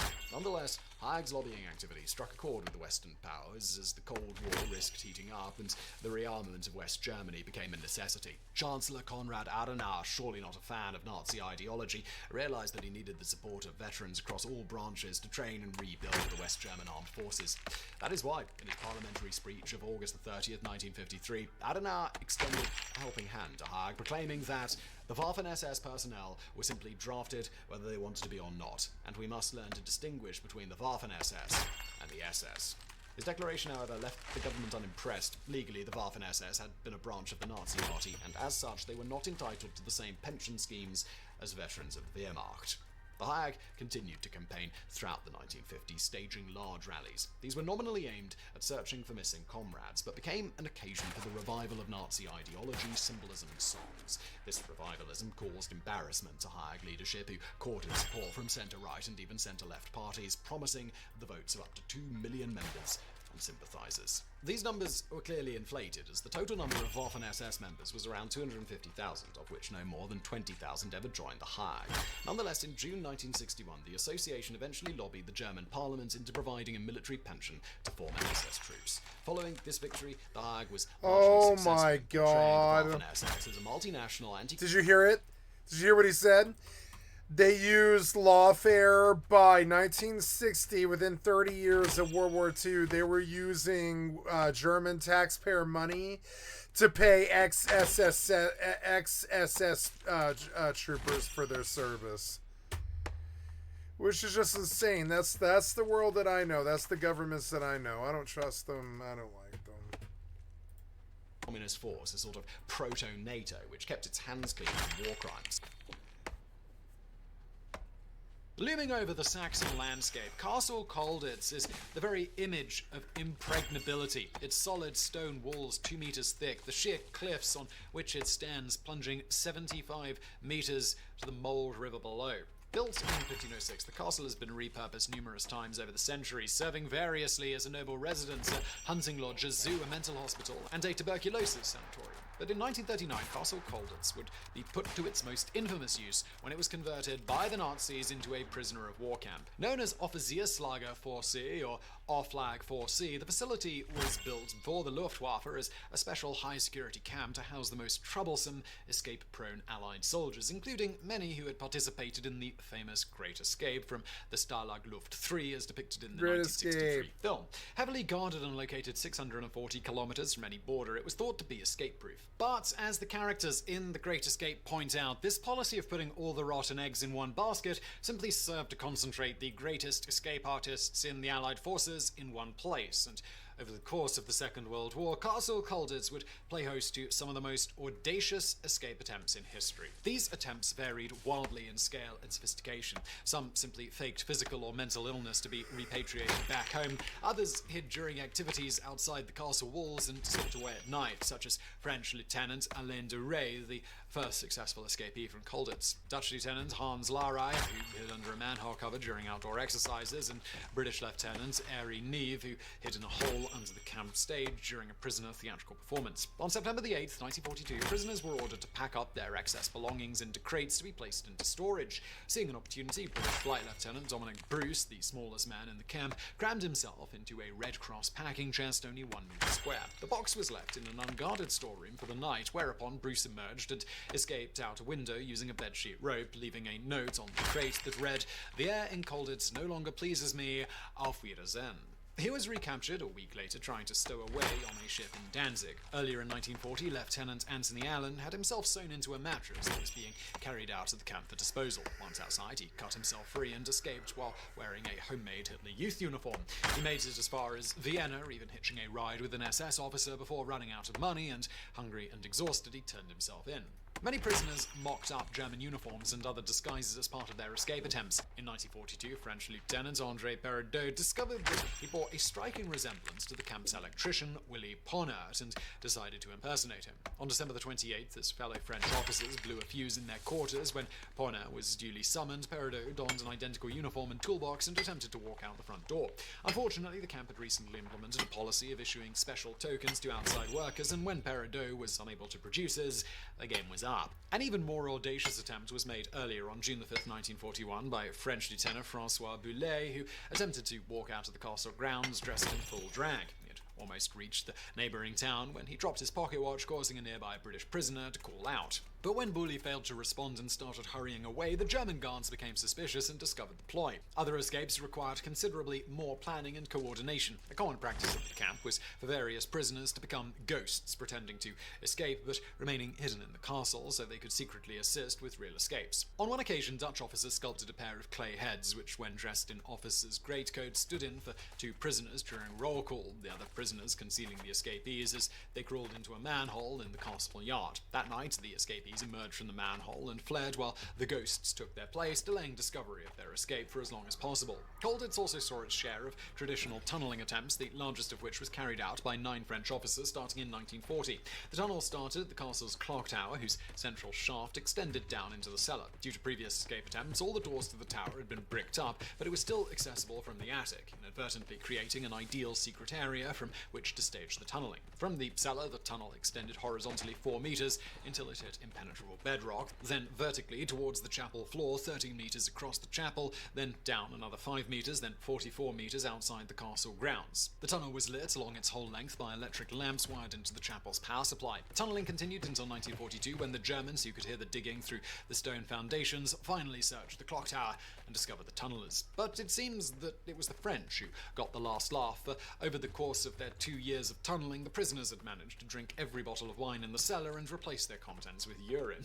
So numerous were the escape attempts that the camp guards even established an escape museum featuring many of the prisoners' ingenious devices. They also made prisoners reenact their escapes so photographs could be taken, which were frequently published in Das Abwehrblatt, a weekly magazine for POW camps. But as creative as these various attempts had been, they were all eclipsed in 1944 when a group of prisoners decided to build a fully functional glider in an attempt to fly away from Colditz. Glider, the audacious fucking plan sweet. was conceived by British Lieutenant Tony Rollt, who discovered that the roof of the chapel was entirely hidden from Leather? all sentry posts and looked out Ooh, over an open meadow. that's a good opening, This discovery came yeah. after the murder by the Gestapo of 50 escapees from Stalag Luft 3, in the wake of which the Allied High Command discouraged all further escape attempts. But Dick Howe, head of the escape committee, approved the glider project as a means of keeping the men occupied. The project was headed by Flight Lieutenants Bill Goldfinch and Jack Best, who discovered a copy of C.H. Latimer Needham's book Aircraft Design in the camp library that proved invaluable to the design process. Flight Lieutenant Lorne Welch, an engineer and glider pilot, provided additional aerodynamic and structural calculations. Construction was carried out in the chapel attic,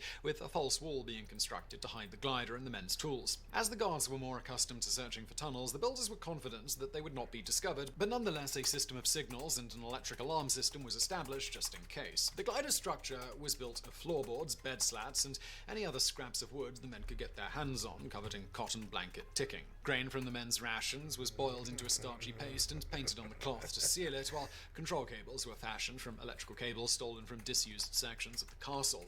Even the tools used to build the aircraft required incredible ingenuity to fashion, with saws being made of gramophone springs and window bars, wood panes from kitchen knives, and drill bits, glue, and other items obtained by bribing guards. The completed aircraft, dubbed the Colditz Cock, measured 6 meters long, with a wingspan of 10 meters, and could carry 2 men seated back to back. To launch the glider, the men planned to assemble a 30-meter ramp on the chapel roof using wooden tables, and used a winch system powered by a falling bathtub filled with concrete to accelerate it to 50 kilometers an hour.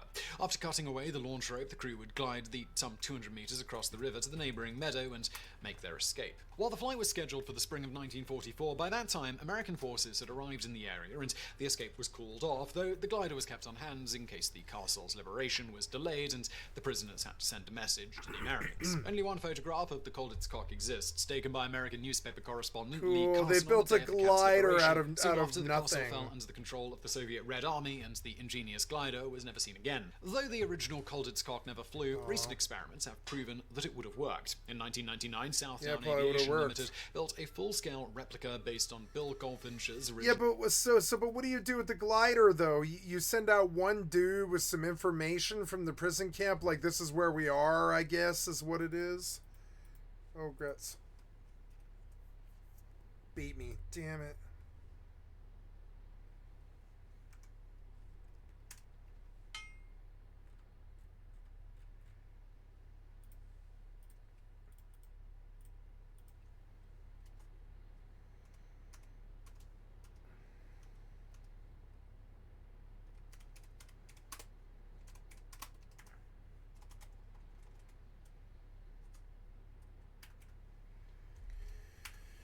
I'm getting there.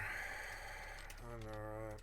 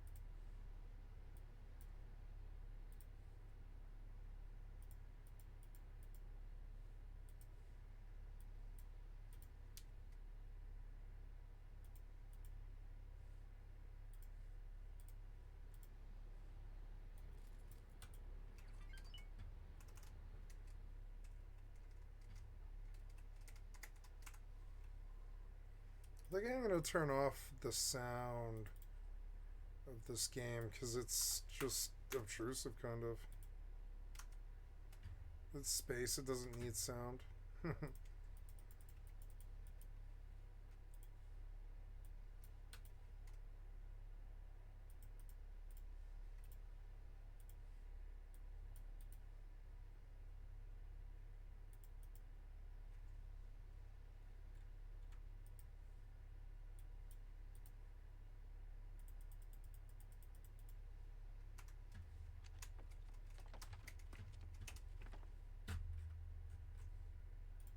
This is going to be some levels.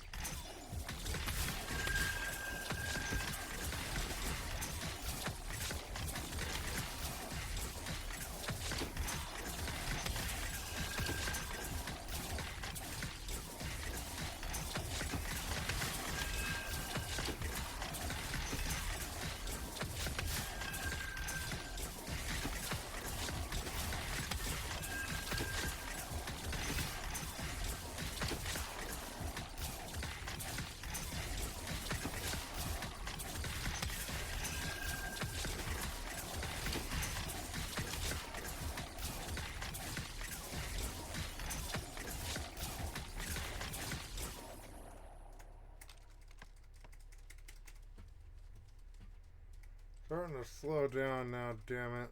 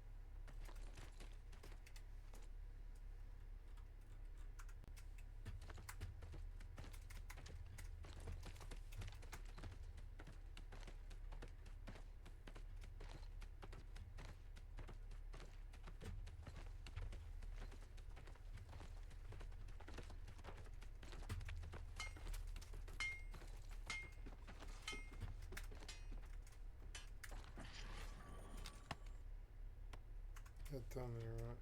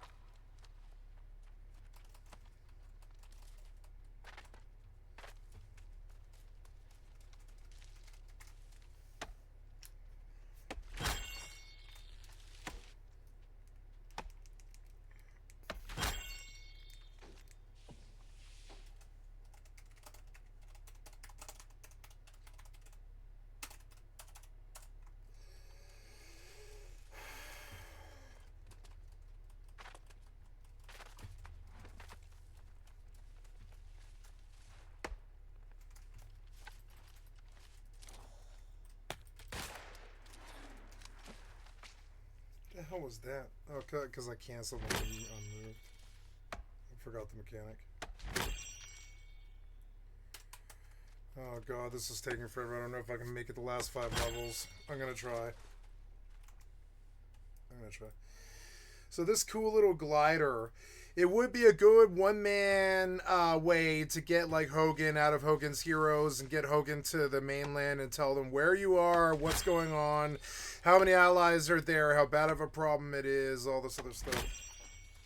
There's this problem about what if you're all prisoners in this camp and nobody knows you're there? That's actually the worst problem that I can imagine.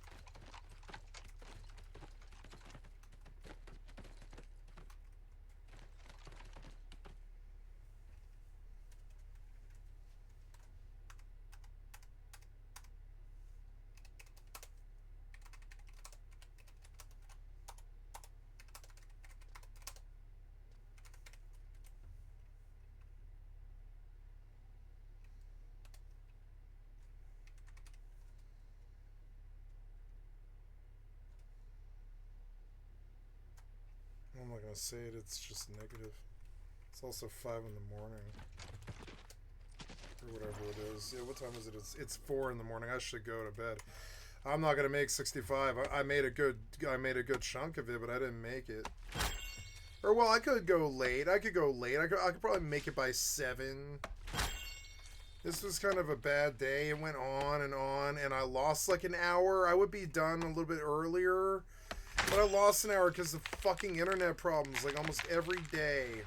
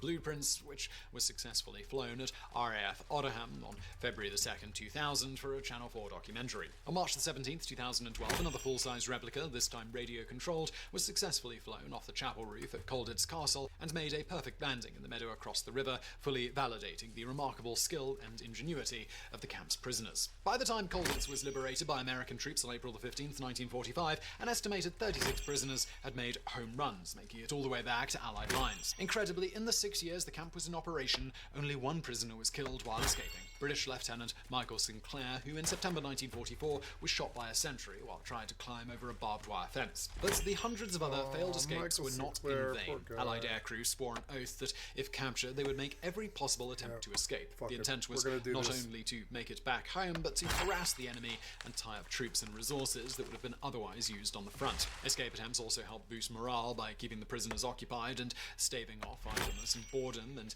in both these respects, the escapees of Colditz Castle and other POW camps did as much as any man to bring about Allied victory in the Second World War.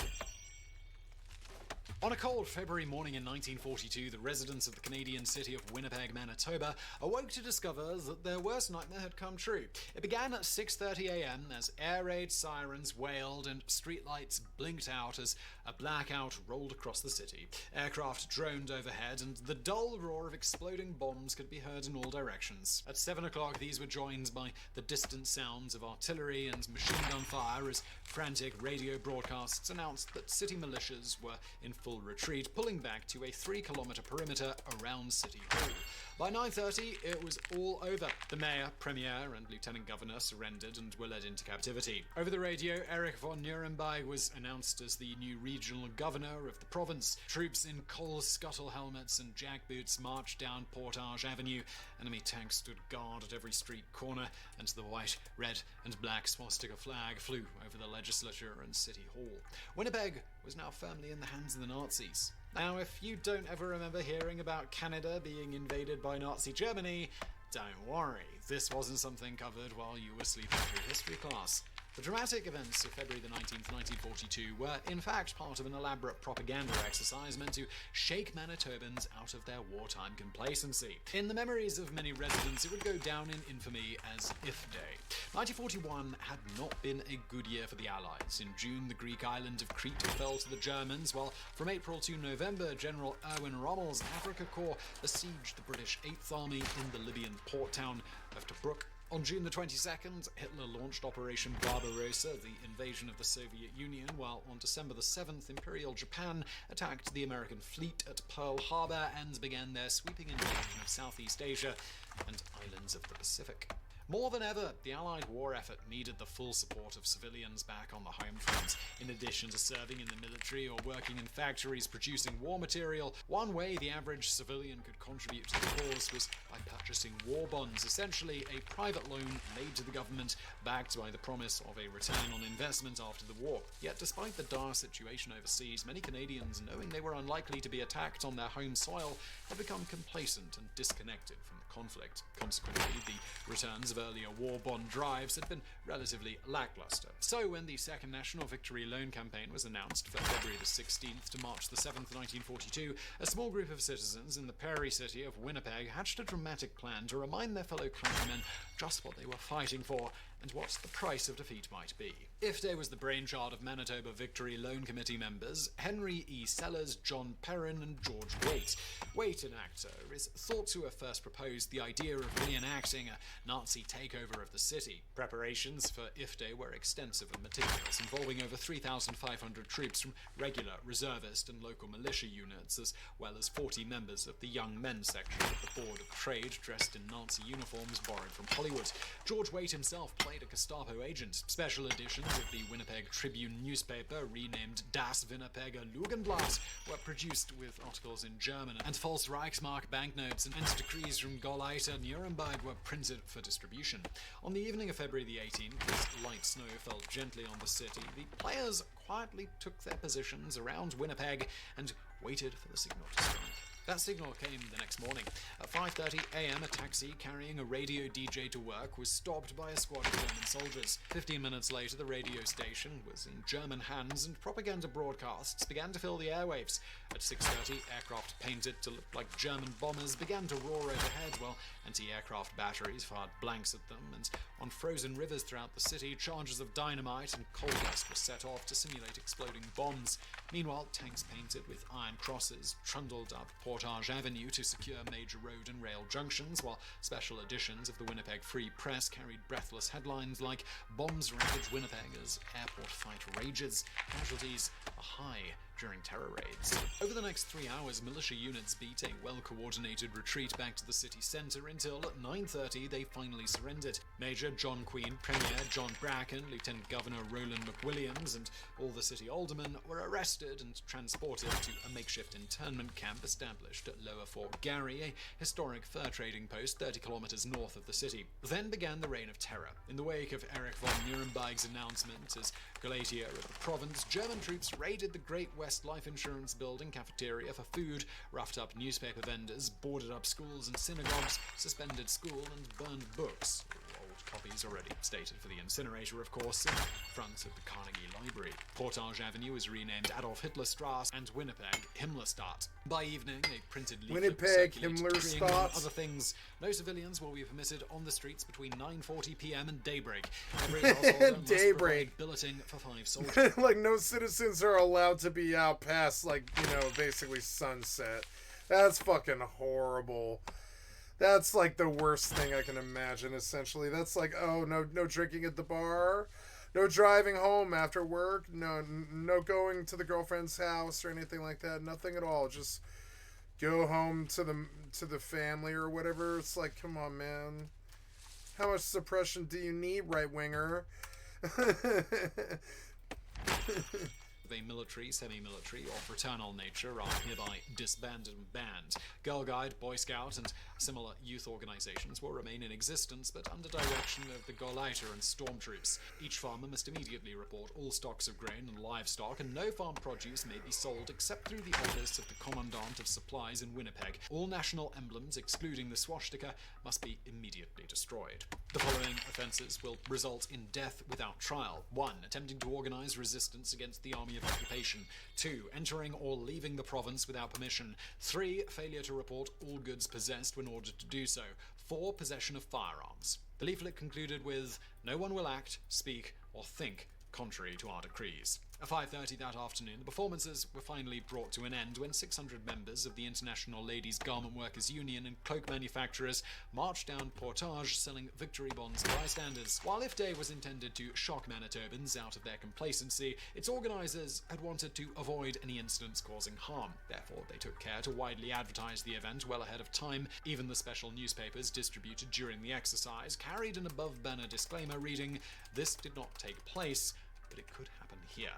But inevitably, many citizens did not get the memo, adding to the realism of the event. Among these was Alderman Colonel Dan McLean, who, upon seeing the men in Nazi uniforms storming into City Hall, fled and hid himself in an empty office. Despite these minor glitches, the impact of If Day was undeniable, with the Manitoba Victory Loan Committee selling over $3 million in war bonds on the first day alone. By the time the campaign ended on March the 7th, 1 in 3 Manitobans had purchased war bonds, and the province had raised over $65 million, exceeding its quota of $45 million by nearly 45%. It is estimated that by the end of the war, victory loan sales had helped to offset nearly $12 of the $22 billion in government wartime expenditures. But If Day's significance went far beyond its financial accomplishments. The events, broadcast in newsreels across the country, helped put Winnipeg on the map and inspire other cities to rally even more behind the war effort.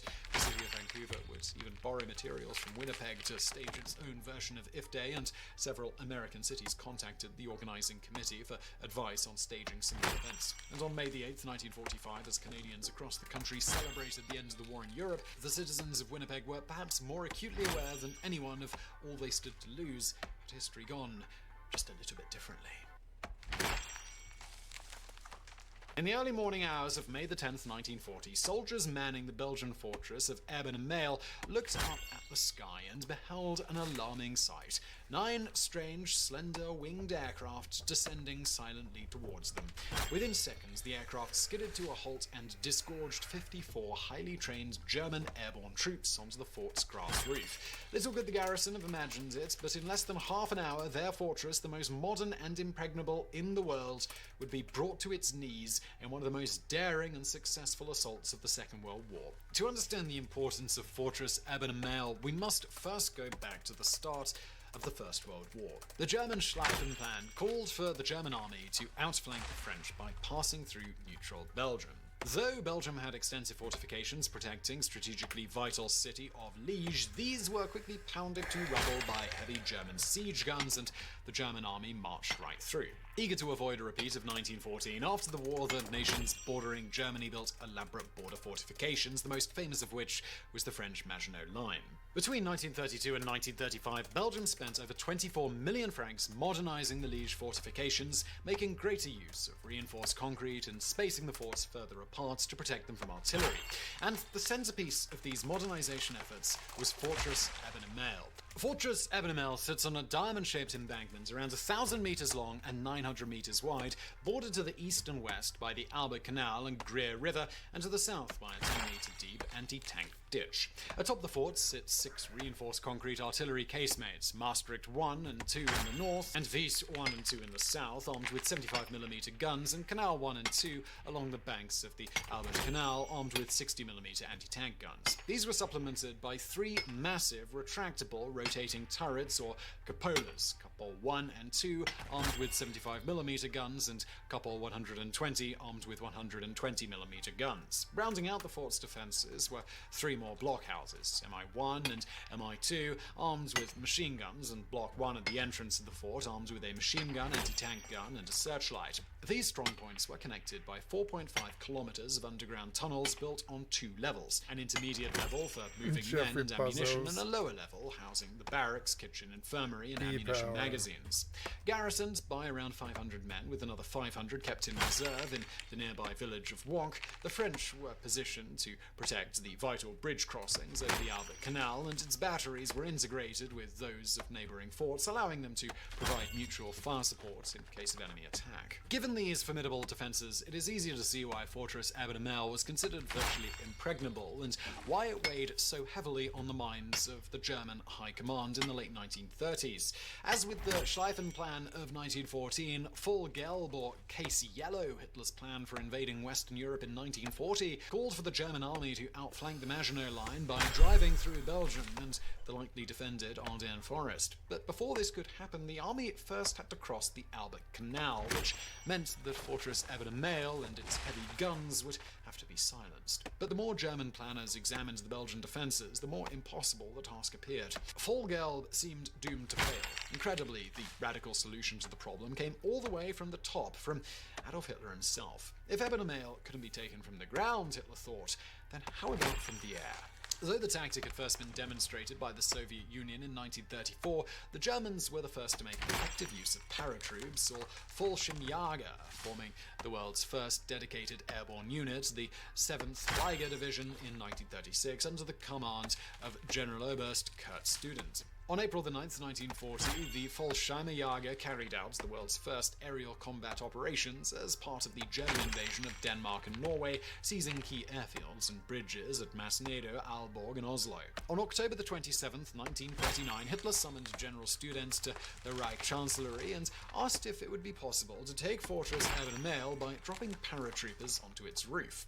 At first, Student was skeptical. Parachute technology at the time did not allow for precision landings and required the Fallschirmjäger's weapons and equipment be dropped separately in containers. By the time the scattered paratroops had regrouped and collected their equipment, they would have lost the vital element of surprise. And even if the attackers could be landed quickly in a small area, what could a handful of lightly armed paratroopers hope to accomplish against a fortress designed to withstand even the most powerful artillery?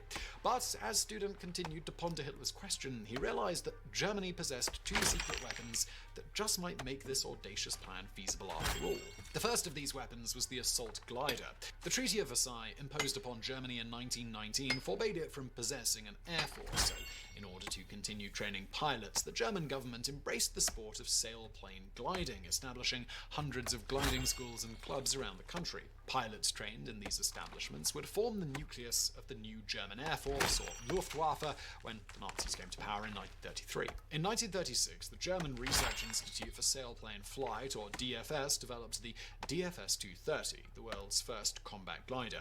Towed into the air by a Junkers Ju-52 transport aircraft, the DFS-230 could glide silently for up to 12 miles and deliver 10 fully armed paratroopers directly onto their target with pinpoint accuracy. The second secret weapon in the German arsenal was the hollow or shaped charge. This consisted of a 50-kilogram explosive charge with a conical cavity lined with copper. When detonated, the explosive shaped the copper cone into a high-speed jet of molten metal that could punch through 25 inches of steel or concrete. Together with flamethrowers for taking out bunkers, the combination of glider-borne troops and hollow charges was the perfect recipe for defeating the world's mightiest fortress. Within days of his meeting with Hitler, Student assembled a crack team of 480 Fallschirmjäger designated Sturmabteilung Koch after their commander, Lieutenant Colonel Walter Koch, and began intensive training preparations for the assault on the fortress. The plan relied on close coordination and split-second timing. The men of Sturmabteilung Koch would be divided into 4 groups, codenamed Steel, Concrete, Iron, and Granite.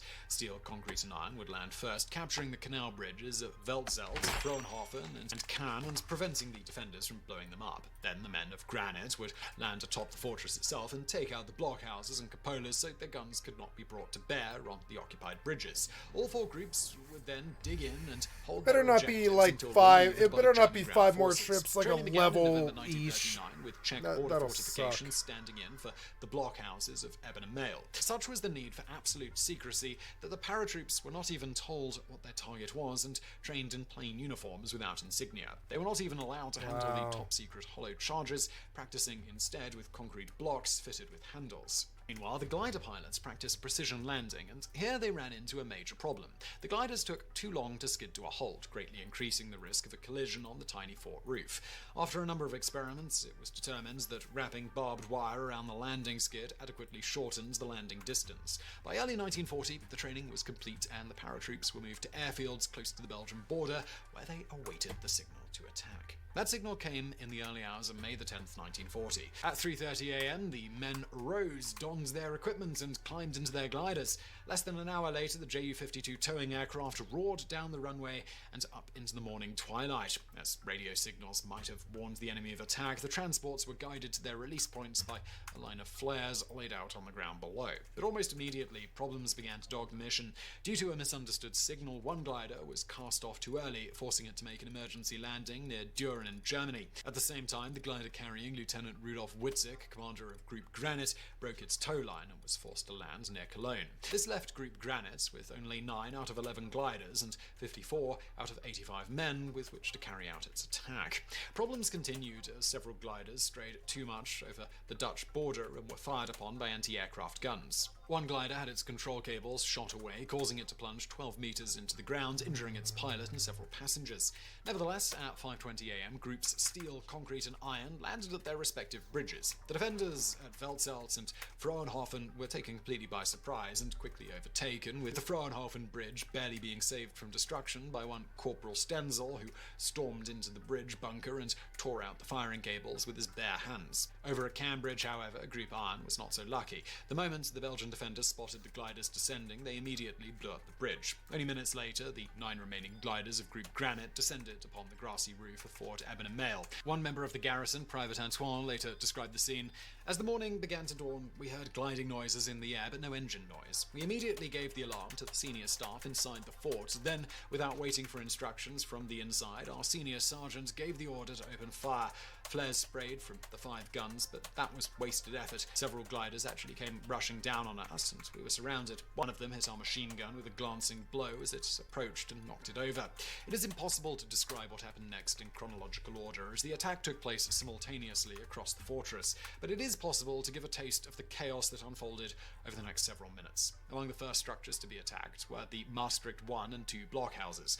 After blowing through the observation cupolas atop the blockhouses with shaped charge mines, killing the gun crews inside, the Paras placed another mine below the guns, blowing them off their mounts and opening a hole large enough to crawl through. The Paras then entered the blockhouses and dropped grenades through the empty shafts, destroying the staircases and ammunition elevators. Meanwhile, other groups were busy trying to disable the massive gun cupolas. The armor of Couple 120 proved too thick for the mines to penetrate, but by a twist of fate, the guns and ammunition elevators malfunctioned and the turret was unable to fire. However, a rather unusual problem soon cropped up. A certain Private Schmidt had replaced the water in his canteen with schnapps and was now sitting drunkenly atop the still rotating turret, forcing his comrades to pull him down before stuffing the gun barrels with explosives and disabling them for good. Kapal Nord and Sud also proved impossible to penetrate, but the Paras managed to disable them by jamming the mechanism with a shaped charge and dropping grenades down the periscope hole. Across the fortress, other extraordinary events were taking place. Upon landing, Heiner Lange, the glider pilot who had knocked out the machine gun at the MI Nord blockhouse with his wing, rose from his cockpit, brandishing a pistol and a knife. The sight of him so frightened the defenders that 16 of them immediately surrendered. The commander of Lange's assault group, Helmut Wenzel, then proceeded to blow a hole in the blockhouse and climb inside. There, in the smoky darkness, he heard a telephone ringing and picked it up. Hearing a voice frantically speaking on the other end, he announced in perfect French, "The Germans are here." A moment later, he heard the other man exclaim, "Mon Dieu, my God." And the Belgians had good reason to despair. Barely 20 minutes after landing, the men of Group Granite had successfully knocked out nearly every gun emplacement and entombed the garrison deep within the fort. At 5:42 a.m., a signal was sent out by radio. Objective achieved. everything in order. Deep inside the fortress, the mood of the garrison could only be described as grim. Not only had they been taken completely by surprise, but their defense had been severely hampered by a series of poor command decisions, including that to garrison the fortress only with artillery troops.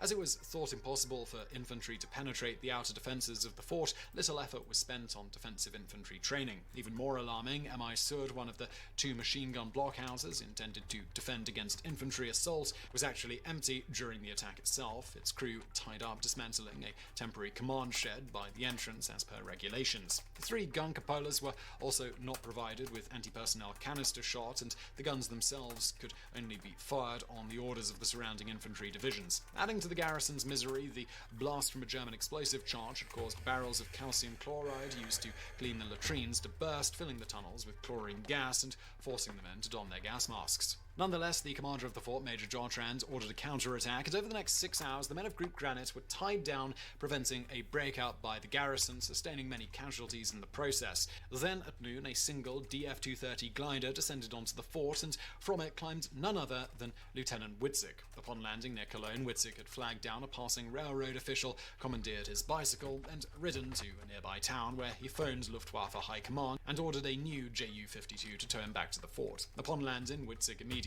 took command and rallied his men, pressing home the attack on the garrison and finally sealing them inside the fortress. But at that moment, surrounding Belgian forts began opening fire on Eben and Mael, raining over 400 shells down on the Paras in an effort to dislodge them.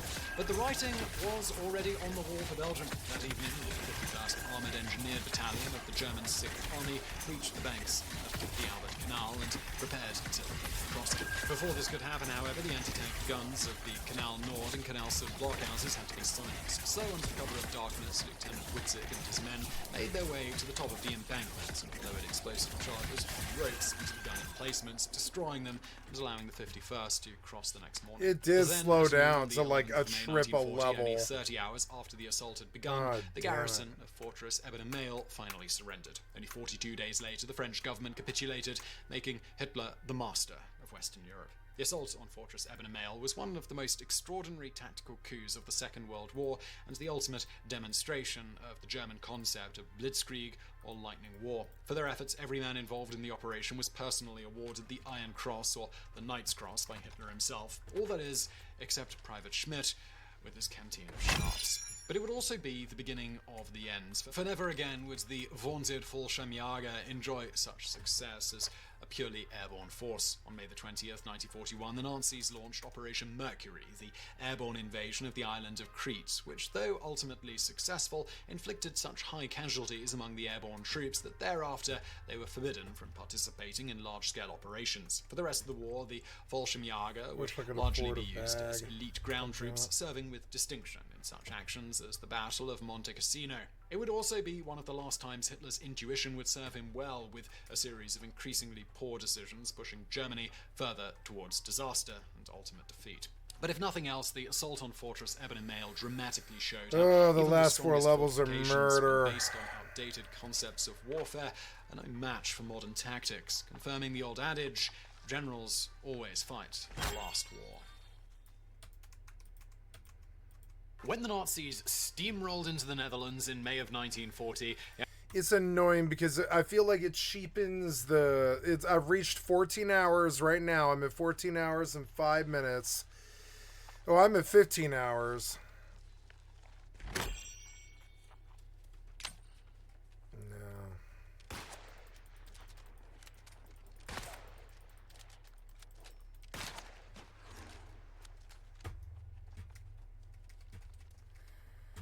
So, yeah, just chop trees, I guess. Change mouse.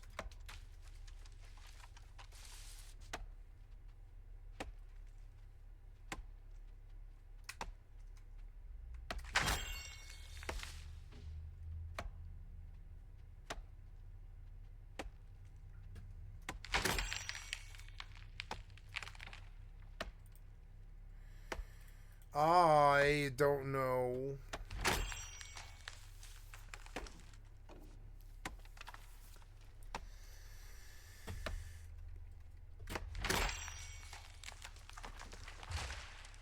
if I can make 65. I'm 262. It's only 3 levels, but it's 3 more whole trips, if not 5. It might actually be 5. It might be like 5 more whole trips, and it's like an hour each trip or something like that. I don't know if it's that much, but it's a lot. It's like a lot each trip. It's so annoying. Yeah, like right now, okay, so I like came here with like 70, and I came here, I've only gotten 24. I've chopped so many trees already, and I'm still not even remotely up towards like 500 pounds or anything like that. You're gonna see, it's like I've got so much more to go.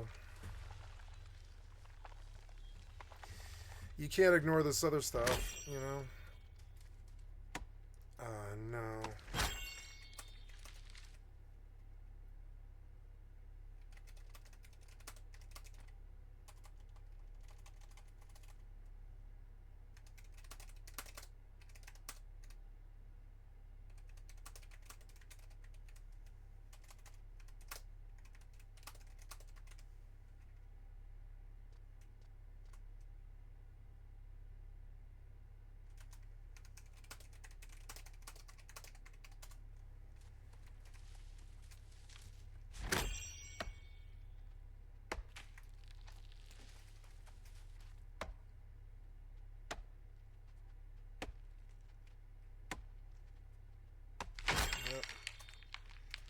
Yeah, 5 peeps, but it was there.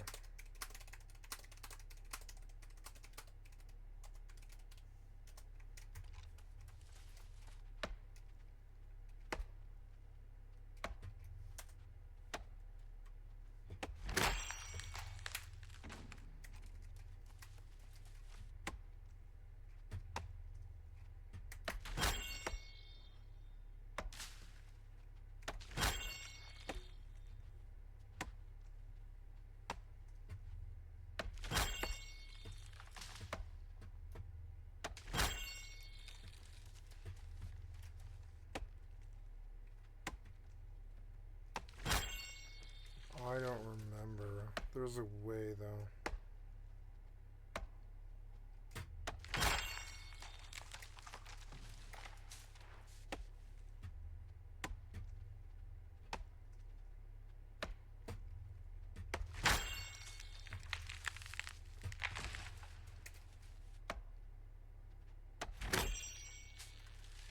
Is it New World Database? I think.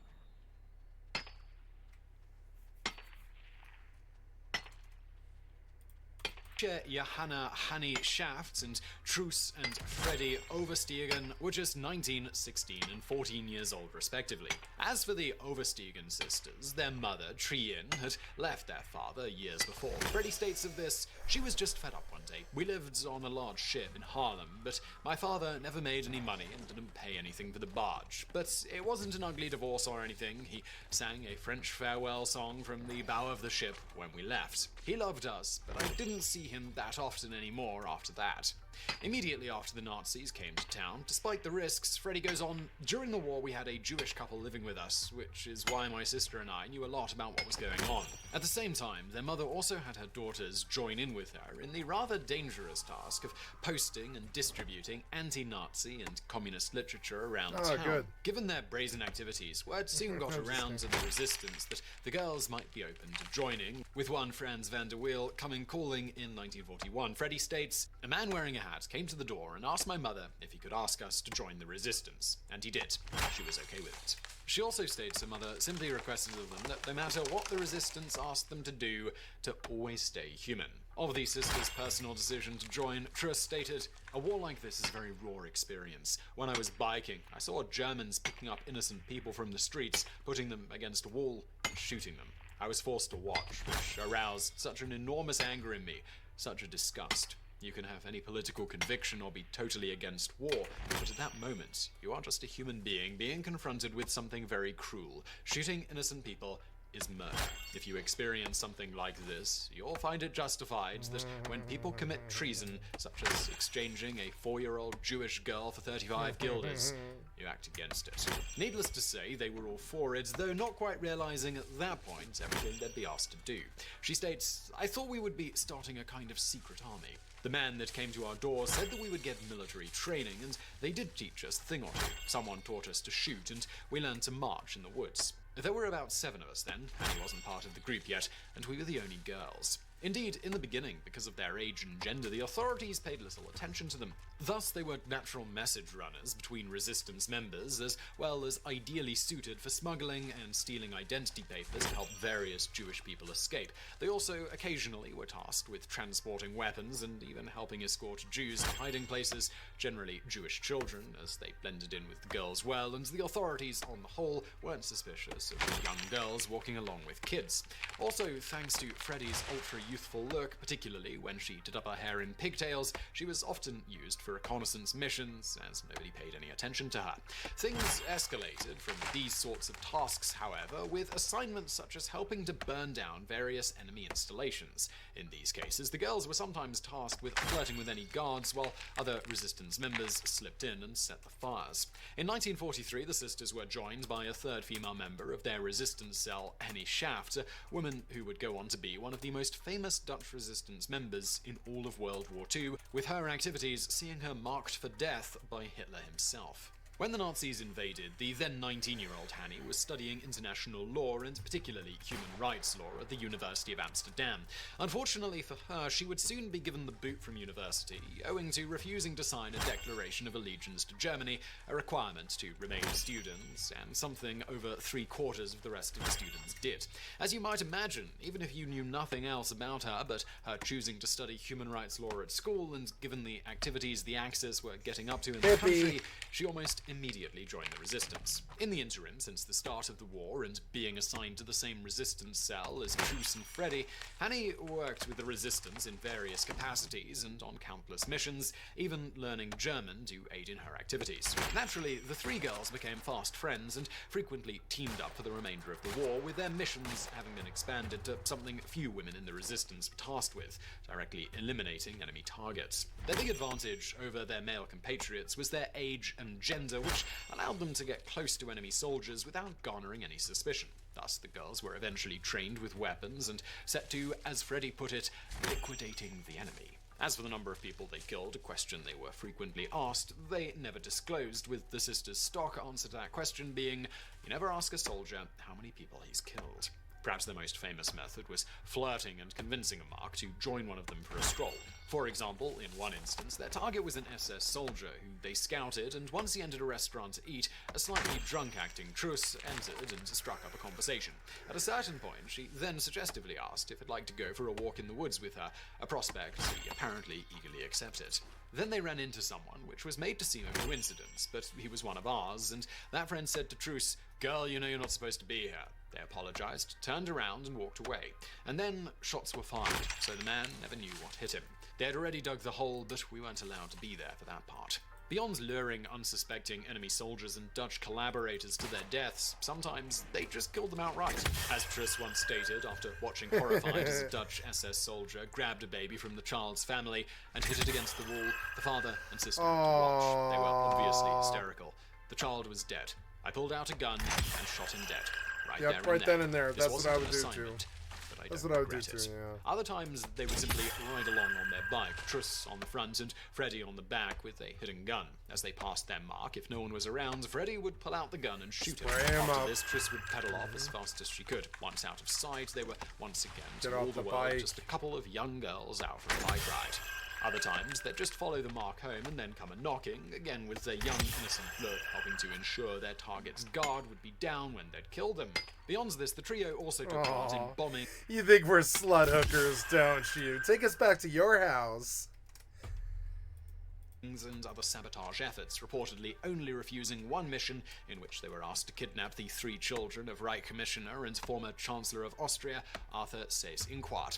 The children were then to be used to get the Commissioner to release certain prisoners in exchange for their safe return. If he refused, the children would be killed. Said Truss of their refusal to do this mission, "Resistance fighters do not kill children." As for Hanny, while the 2 young girls often went overlooked, she was not so lucky. Her bright red hair and the many missions she took part in made her stand out. The authorities soon caught on, and she was initially marked as the girl with the red hair. As the heat turned up on her and Hitler himself ordered efforts towards her capture ramped up, she began dyeing her hair black and changed her name. Unfortunately, her real name was accidentally revealed to an undercover Nazi operative working as a nurse. What followed from this was her family being detained, though eventually, when it became clear they didn't know where she was or anything about her activities, they were let go. The Axis got her in the end, however, when she was picked up at a random military checkpoint on March the 21st, 1945, having been caught with copies of the communist newspaper Wahrheit. She was subsequently tortured for a few weeks, but apparently never broke. Given the war was in its final stages, she may have survived if not for her bright red hair giving her away as it grew, and with no dye to keep the roots black. Once the Germans figured out who she was because of this, the then 24-year-old Hanny was slated to be immediately executed, a sentence that was carried out on the 17th of April 1945, a mere 18 days before the Germans withdrew from the Netherlands. Apparently defiant to the end, it is reported that when the 2 soldiers tasked with killing her shot her, she fell, but both had missed their mark for a killing shot. Her last words were reported to be mocking the soldiers, allegedly stating after the first volley, "Idiots, I shoot better." As for the sisters, they survived the war but suffered from post-traumatic stress disorder, with Truss burying herself in art and Freddy stating she got quickly married and started a family as her way to cope. Her son, Remy, would state of this, "She shot people, but she hated it, and she hated herself for doing it."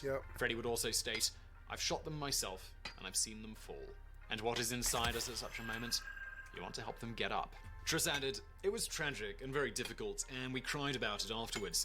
We did not feel it suited us. I wasn't born to kill. Do you know what that does to your soul? One loses everything. It poisons the beautiful things in life."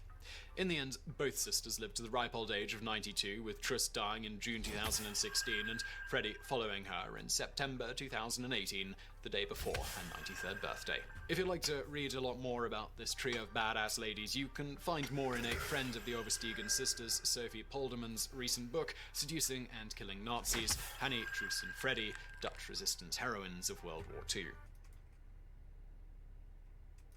Hiro Onoda is a Japanese citizen who originally worked at a Chinese trading company. When he was 20 years old, he was called to join the Japanese army. He promptly quit his job and headed off for training in Japan. At a certain point in his training, he was sent to Nakano School to be trained as an Imperial Army intelligence officer. In this specialized military intelligence training, he was taught methods of gathering intelligence and how to conduct guerrilla warfare. He was being groomed to go in behind enemy lines and be left with small pockets of soldiers to make life miserable for Japan's enemies and gather intelligence in the process. On December the 26th, 1940... a note was sent to Lubang Island in the Philippines. Yeah, but now you've kind of lost your bent a bit. It's a gathering. I've got to get off this video now. Kind of like typecast.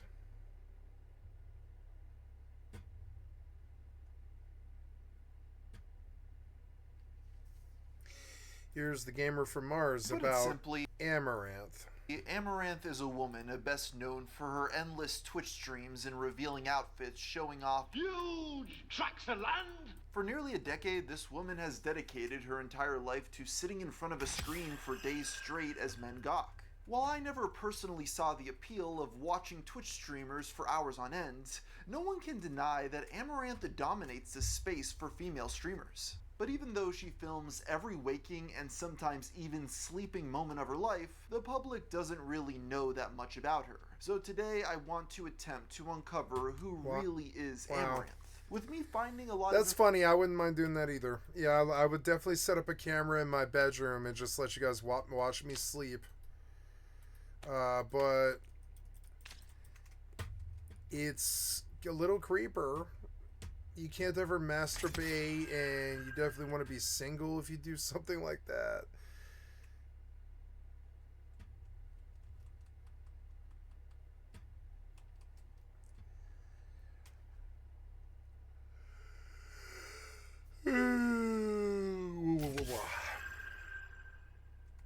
I could too, though. I could put a camera in my bedroom.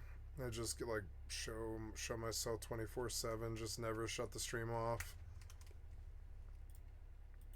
People seem to never cover. Let's start simply with what you probably already know from watching any of the countless wiki regurgitation videos on the subject. Amaranth appeared on Twitch in 2016, displaying her intricate cosplaying designs. Her early streams consist of her playing some video games and dancing around in her house. It would not be until 2021, during the height of the pandemic, when Amaranth seemed to crack the code of Twitch with the hot tub meta, followed by the sexy ASMR meta. After gaining an immense viewership, she launched an OnlyFans that generated millions of dollars a month. While these gimmicks allowed her name to stay in the press, it didn't really generate real or substantial wealth, with the OnlyFans being the true moneymaker.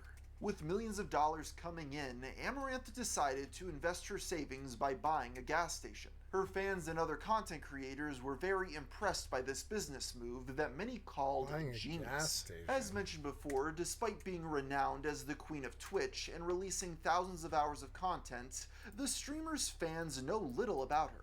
I've watched pretty much every interview she's ever done, along with several of her tedious streams, only to realize she doesn't really give a peek behind the personal veil. Her reasoning may understandably be to keep her personal life private, which makes sense with the variety of crazy fans she has amassed. But in 2022, things changed. Amaranth went live with a phone call exposing her verbally abusive husband. She alleged that her spouse had total control over finances and forced her to perform sexual content for Stream and OnlyFans, and that she didn't really want to do all the explicit stuff. Creators were quick to support the victim, and many were interested to see how Amaranth's content was going to change now that she was free from her husband. Yet when I compare her videos before and after her ex, it remains pretty much the same. Amaranth has never commented on this fact and outright refuses to answer any questions about her ex-husband. Instead, when she does talk about her personal life, she consistently mentions her love for horses and dream of opening an animal sanctuary in California. Besides what I just summarized here, virtually no one has ever put together the story of Amaranth. Like, why didn't her content change when she said it was going to? Who is her husband? And strangely enough, many people wonder if her explicit videos are fake, but we'll get to that later. To attempt to answer these questions, we have to start at the very beginning of the story. But before I go any further in today's video, I just want to give a shout out to my sponsor, Factor. For the month of January, I decided to flee the colder weather of Pennsylvania and go down to Florida. And while I'm down here, I don't have as good of a kitchen setup. So because of this, Factor has actually been a great partnership this month because I need some decent things to eat. They're fresh, never frozen, and chef crafted, dietitian approved, and ready to eat within 2 minutes. All you have to do is go on their website, choose your weekly menu of 35 options, including popular ones such as Calorie Smart, Keto, Protein Plus, Vegan, and Veggie. Then on top of that, there's 60 add-ons every week, like breakfast, on-the-go lunch, snacks, and beverages. And when things get hectic in life, Factor is flexible. You can change your order up every single week with plans from 4 to 18 meals. Or just pause or reschedule your deliveries anytime. And the best part is, with Factor, you can rest assured you're making a sustainable choice. Factor offsets 100% of delivery emissions and sources 100% I think I've got 2 renewable more electricity trips. for their production sites and offices. One of I'm my not favorite gonna picks stop from this time close. around was their Tex-Mex beef bowl. This came with green chili cheese sauce and cauliflower rice. Honestly, this tastes better than a lot of things you could get at a restaurant. So if you're interested, head to factor75.com or click the link below and use code 50GFM to get 50% off plus free shipping on your first Factor box. That's code 50GFM at factor75.com to get 50% off plus free shipping on your first box. Oh, I didn't buy an axe. Caitlin Michelle Saragusa was born on December 2nd, 1993 in Houston, Texas. Growing up, she became close with her older half-brother, who was from her mother's first marriage. When she was only 4 years old, this brother ended up moving in with his biological father, and Amarantha did not see him often after that. She was then left with her other brother, who she did not get along with, and the two of them engaged in sibling rivalry. And then I was stuck with my other brother, who had like the middle child complex, if you've seen that before, where it's like they don't get the attention of the young one, but they also don't get treated with respect like the older ones, so they just kind of like act out of spite. So he was kind of rude to me until he became an adult. When reflecting on her childhood, Amarantha describes it as boring. Both of her parents worked constantly to make ends meet. Her mother was a preschool teacher and her father worked in IT, which resulted in them having to leave the young girl alone often. Despite having a dual income, her parents had no money to travel and never took time off of work to spend with their children. Growing up, I was kind of just raised in front of a TV like a lot of kids who had working parents. While left to her own devices, Amarantha discovered her love for solo activities such as art and video games. Having limited ability to interact with people, the young girl grew to love animals. My neighbor's dogs would just come up and roll over for belly rubs, and it was just like a genuine connection where it felt like I have that you too. could actually connect to them without needing to be good at talking. No. And so animals became like the only thing I cared about. Every day, she would spend time with dogs instead of making friends with other kids of her own age. She believes that because her parents didn't have friends over, the young girl never learned how to properly interact with humans. Eventually, her parents gave in and got their daughter her very own dog at the age of 12 when she could properly care for the pet on her own. Once she reached high school, she discovered her love for costume design and joined the theater club.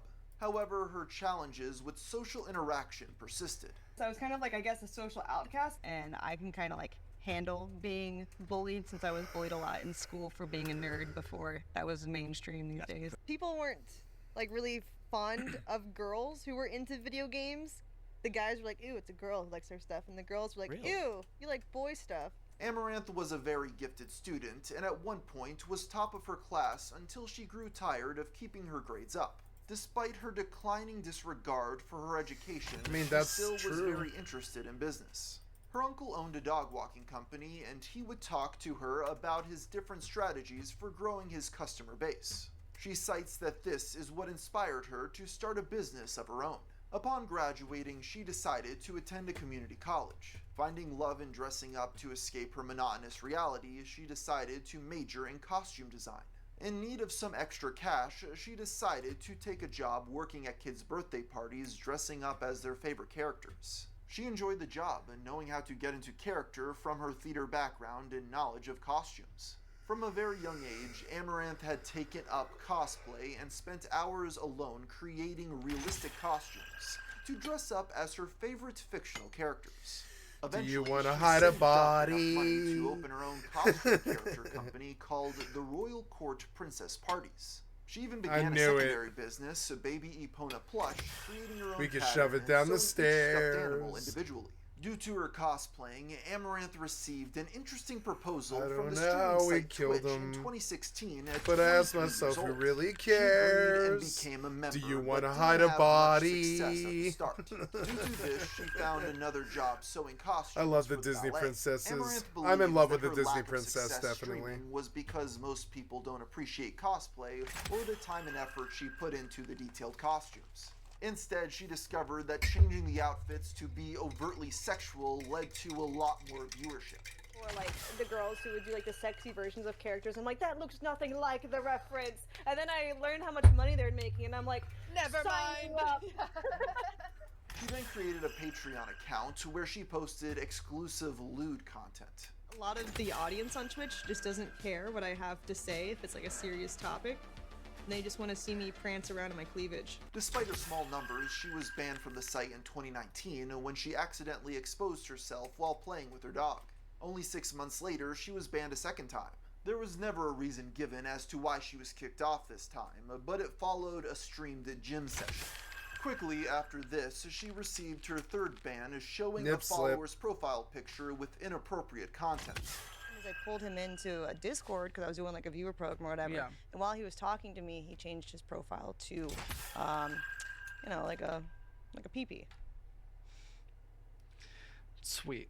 Yeah, so most of the bans aren't even my fault. Despite her rocky relationship with the streaming site, the cosplayer would continue on. She still didn't know how to build her audience to the next level, but that was all about to change when female streamers discovered a loophole in Twitch's terms of service. This all started when Amaranth began to notice that many female Twitch streamers appeared in hot tubs, wearing skimpy bikinis, and they weren't getting banned. At first, the creator wondered how these women were getting away with this, since Twitch had very strict guidelines on what streamers were not allowed to show. However, there was a loophole in the site's guidelines that allowed for women to wear this attire if the content made sense, such as when swimming. Amaranth started doing this as well, but she put her own spin on it. She brought the hot tub inside her house. From there, she would stream for 12 to 13 hours a day, straddling a pickle inflatable. Her numbers began to rise exponentially. Well, I mean, yeah, shit. If suddenly if they're sending you $50, $250 and stuff, though, I would do stuff like that, I guess. No, I would do stuff like that, though. No. I don't think I could sit on a pickle like that for 13 hours. I just don't think, I mean, I guess if they were sending tens of thousands of dollars, but I would only ever need that from them once. I would only ever need that once. You know? I see this and I'm like, I see greed. It looks like you've come back for a lot more. What's with all the writing on the pickle? What does she write on the pickle?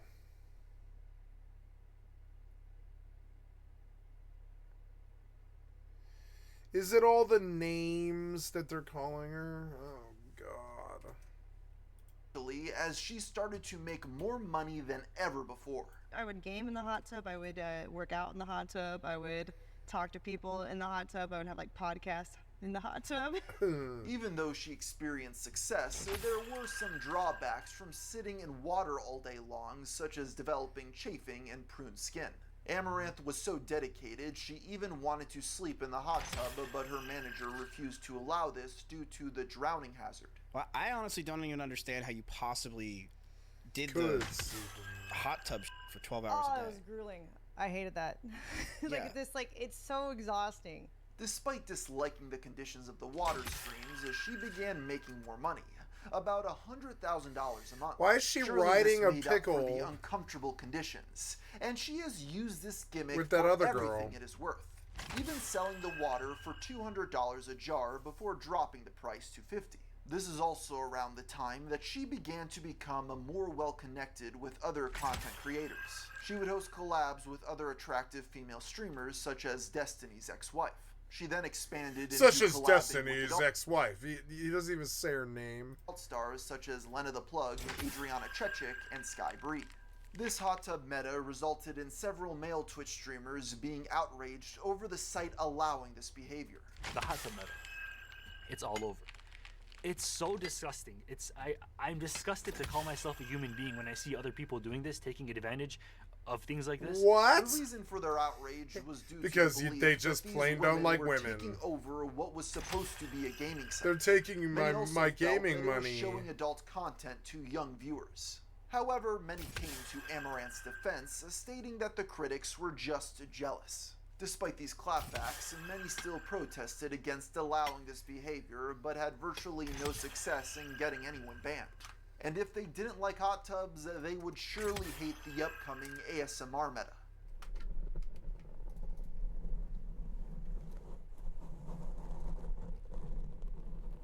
While this doesn't seem like inappropriate content, it quickly turned sexual when attractive female streamers began licking the microphones for hours a day. This was also paired with the young woman wearing revealing clothing while staring straight into the camera. Twitch eventually had enough and banned Amaranth for a fourth time. It may have been performing this type of sexual content that pushed the streamer to explore more ways to profit off of her body.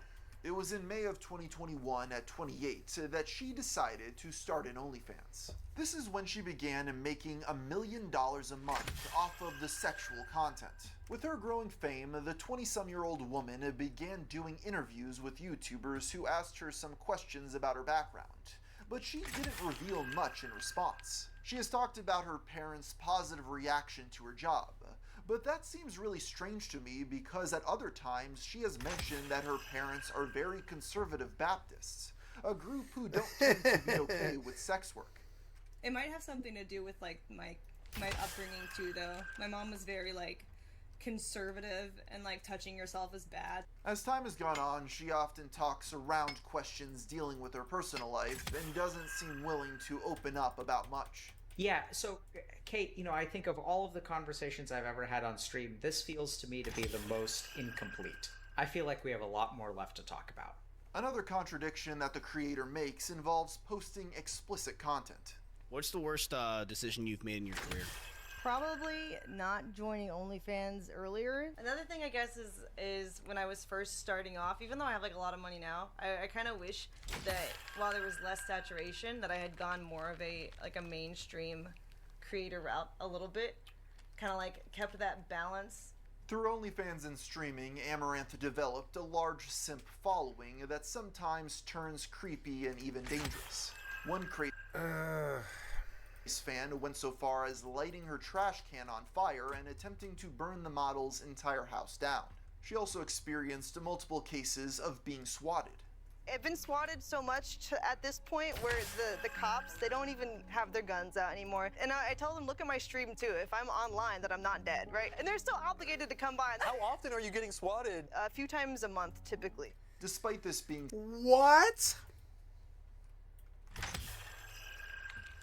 Dear God, why? I'll tell you why. It's because she takes their money, copious amounts of it too, like $250 sometimes, I think. She takes their money and then she forgets they exist because she meets so many thousands of thirsty dudes every day. How is she going to remember which one gave her $250 when they all give her $250? How is she supposed to do that? And so then that guy's like, oh my God, I gave her $250. That's the most money I've ever given anybody. I haven't even given my own mother that much money or whatever, right? And then they fixate and they're like, oh, this effing B word or whatever stole my $250 and won't talk to me, blah blah blah. And then they focus and then they start swatting and getting nuts about it and getting shitty and pushing the boundaries and all this. And then eventually it's like 5 or 10 or 15 or 20 dudes, and they're all doing it like 5 or 10 times a month. You know, and she's like, yeah, I get swatted like several times a month, and it's like several times a month. What do you mean you get swatted several times a month? And she's like, oh yeah, I've got security. They meet them at the door and all this, and it's fine, but they're still obligated to come and all this. That's just insane. That amount of celebrity. Like, I would accept that in my job if it meant that I could solve a lot of problems. If I can't do that, then I don't want it. You know? Like, including solving the problem of how do you do that without getting a bunch of fixation and problems and stuff. Because I'm not talking about making a bunch of money. I'm talking about taking a bunch of clout and money and fixing problems, which is like a whole separate issue, which is like, it's probably, I mean, I guess it's my money because I retain possession of it if it's given to me, but I would like to go and fund lobbies with it and stuff like that, which is kind of weird. And so all the time I think, oh, let them just keep their celebrity. If they like that, that's fun. I don't mind being on camera all day, and I don't mind celebrity, but I do mind celebrity. I just don't like. I accept that it's part of my job if that's necessary, but it's something that I feel that I would be particularly. Excuse me, I'm sorry, very tired. I feel that I would be very particularly sorry. It's been a 15-hour stream. No, it's been a 16-hour stream. I feel that it would be like far too personal to take a bunch of money and then just show them a house full of stuff that I bought with the money that they gave me. I mean, I would do that, but I would not build this McMansion and build this like vacuous life where they can, like, they'd see what I spend the money on and all this and they feel responsible or something. It seems sort of weird. That's not, I'll never live like a Jeffree Star life. The bougie part of it, I've never understood that. Scary, Amaranth claimed. One of the reasons why I think a lot of people like this make a lot of money is they appeal to vacuous people who don't have the depth to live their own lives. And this sounds like I'm trying to insult a bunch of people, but I'm not. I'm just saying I think that's kind of the God's honest truth of it. They get a bunch of like people who are living vicariously through their lives in the parasocial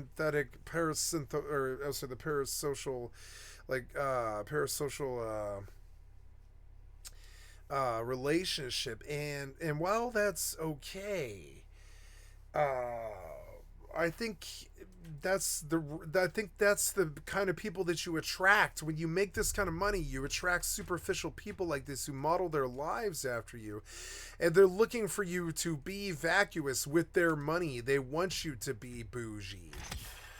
And that's something, that's a dance, that's a cycle that I won't ever do with them. They can throw a lot of money at me like Miskiff or Amaranth or one of them too. But it wouldn't matter, like it won't matter to me because all I can see is solutions. All that money is to me is solutions that are already made. There's solutions that just haven't been made yet. The money to me is already spoken for the second it would ever be given to me. I continue to build the stream with it and buy games and stuff if you guys give me money, but like, you know, there'll be, if there's ever this point where it's like more than that, I'm like, I think what I would do is solve problems. You know, I hate to say it in such a generic way, but I know what I would do. I guess it's not philanthropy. I'm talking about full blown trying to build systems to stop problems like drug rehabilitation. Just like cut it off at the, you know, just cut it off, and don't cut it off entirely, but just like get rid of the problem entirely by showing drug addicts how to care for themselves.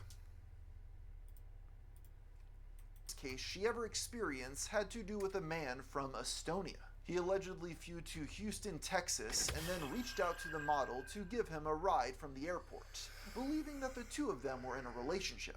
When she did not pick him up, internet trolls gave the delusional poster Amaranth's address, and he arrived at the front door with a ring. It was really creepy, and the police came. The first time he showed up, they did a restraining order, and like a trespassing warning, and they like dropped him off somewhere. But then, like a year later, he came back again. Despite this man being arrested twice for stalking, he appears to still be in the US and comments on her content to this day. This has led the woman to take extreme precautions to protect her safety, such as living in a compound with walls. I heard you have a safe word for if you need to call 911. It's actually like a button. I have a red button I press in my vault. Oh yeah? Yeah, I run in there. It's like a gun vault with like a bulletproof door. Even with the obsession. Yep, because and I know why she does this, because she pisses off a bunch of men who have money, and those guys are ruthless. So you don't really want to fuck with them. You just build the panic room and you pay the security and they stand at the door And when some nut shows up at 4:30 in the fucking morning or whatever, there's some security staff there to answer the door when they try and get at her. And that's what you do. That I can relate to, which is kind of annoying. I've wanted that in times in my life. There's been times in my life where the fucking psycho kicked in my door a bunch of times. And it's like, man, like, I'm a fucking pacifist, right? If I was a nut like you, I would just fucking kill you to stop it, but I'm not, so you would stop beating on me. But I'm not a nut like you, so what can I do? I need security or something like that to prevent you from, like, fucking kicking my door in and beating the shit out of me for no good goddamn reason, because you have some kind of mental fucking aberration or whatever, or some kind of mental issue. I'm sympathetic to that, but I'm not sympathetic to you kicking my door down and kicking my shit in for no reason at all.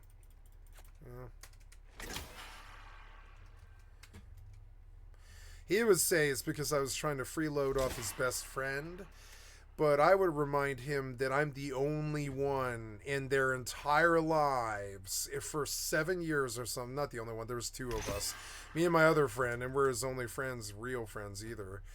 Like me and my other friend D were actually our friend's real friend, and then there was the nut that was living upstairs who totally warped his mind and stuff, and tried to kill me and threaten my ex-girlfriend and all this stuff. I had to put in jail, and I don't think or talk about that guy a lot, but like,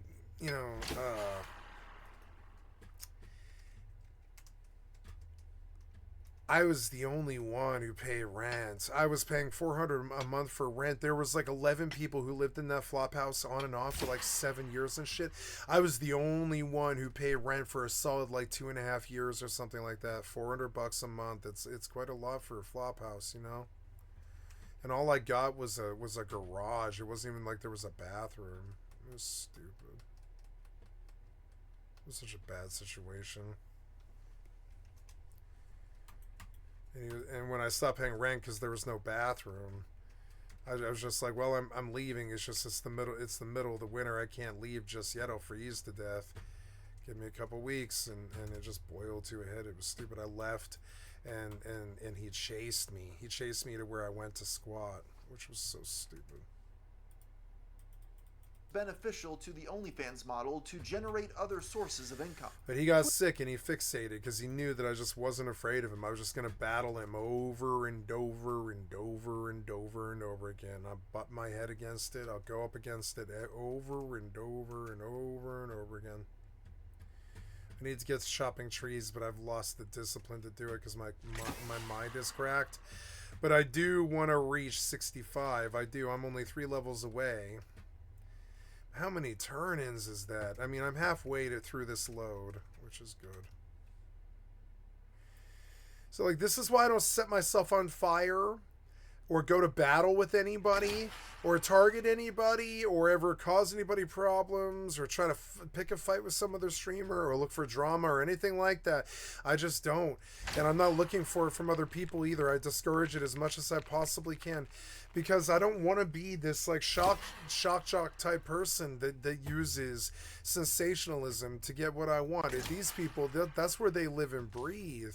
I'd rather just not have a career. I'd rather have a personal history that I can smile at when I'm like 90, being like, I did something that I felt really good about. 50 years of an MMO history, But these people, I think they just use the sensationalism and whatever's hot at the moment to just make whatever their fortune's going to be,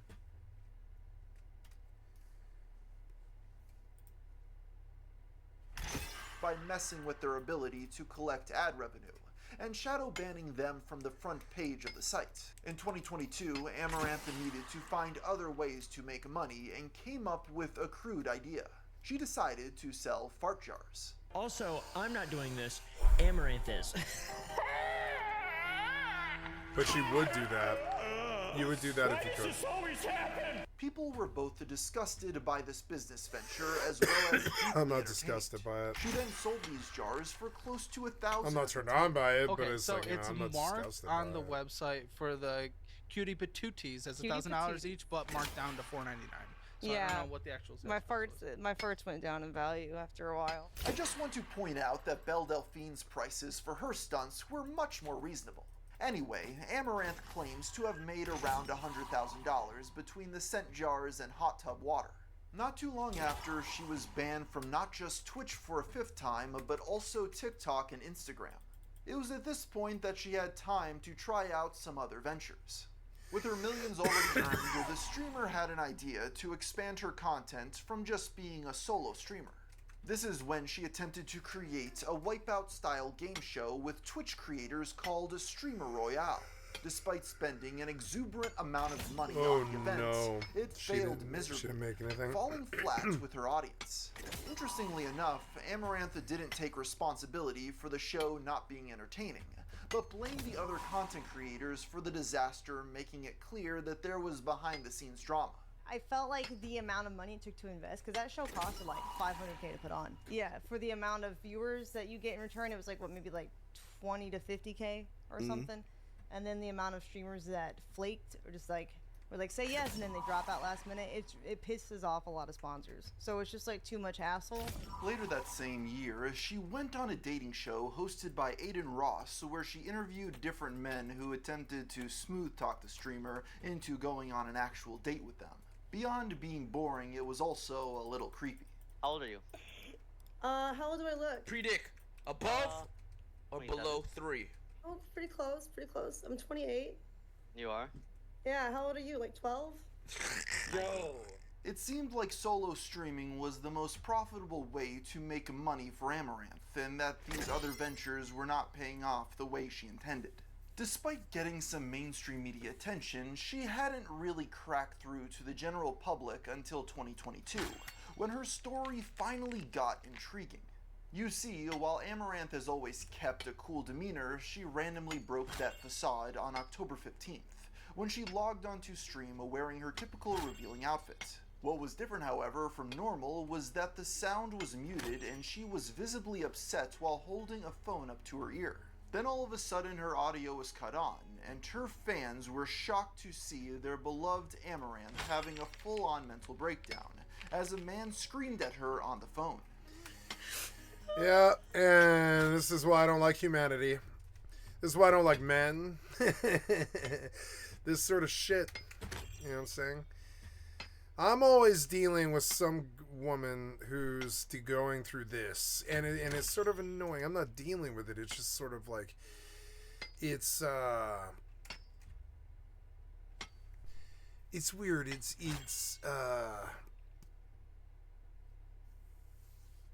I just don't want damage anymore.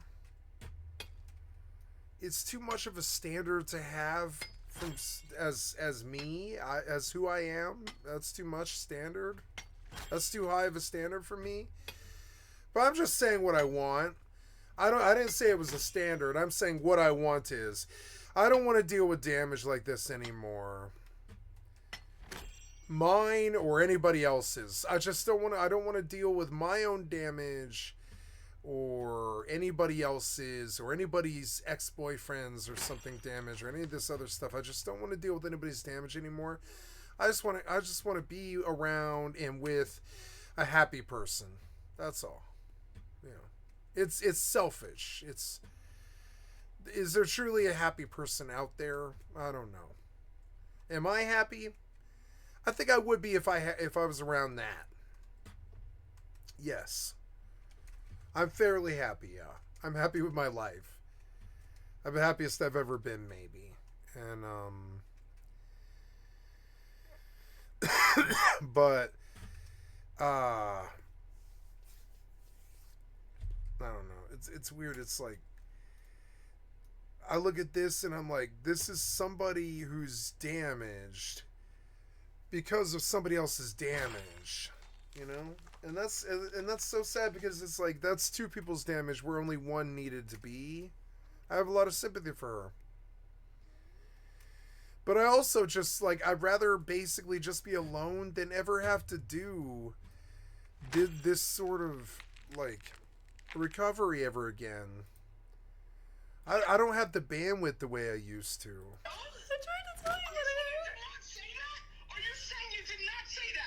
tried to tell you what I heard from you. And then you called me a liar. Then you tell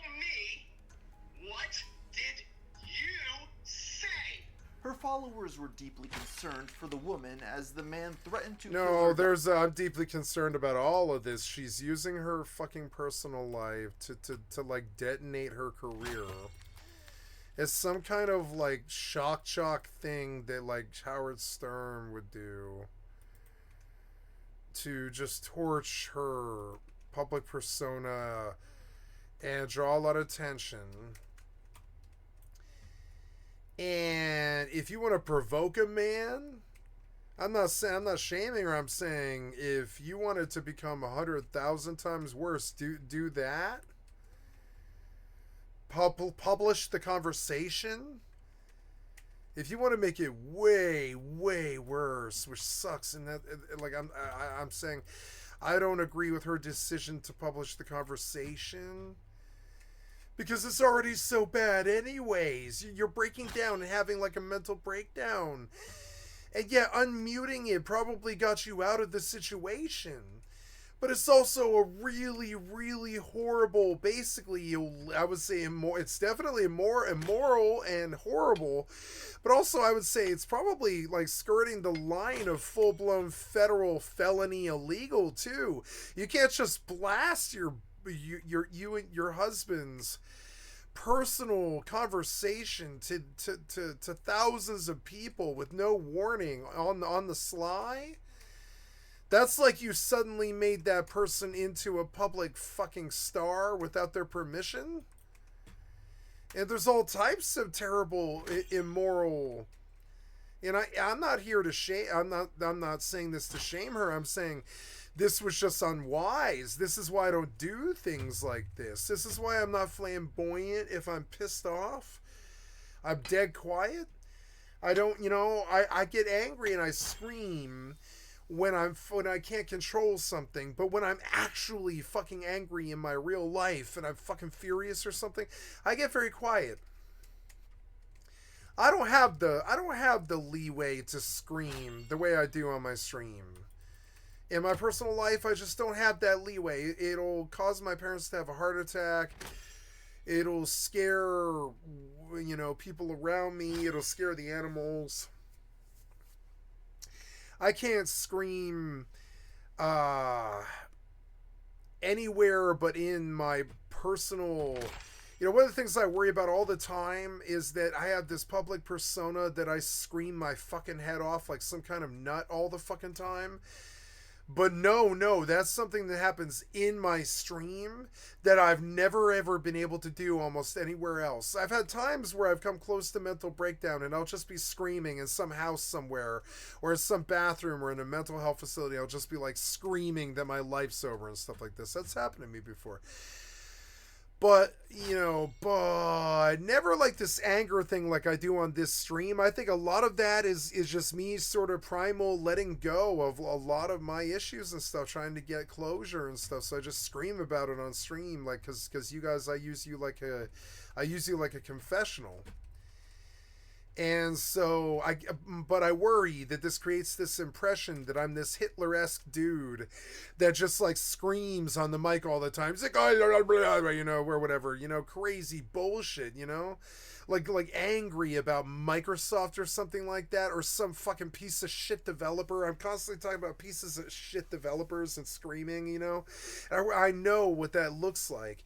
But what it really is just get cathartic fucking, it's actually quite literally getting closure. It's like cathartic release of how angry these pieces of shit actually make me, And it's like cathartic release to scream at them. But am I like that in my personal life or as a human being?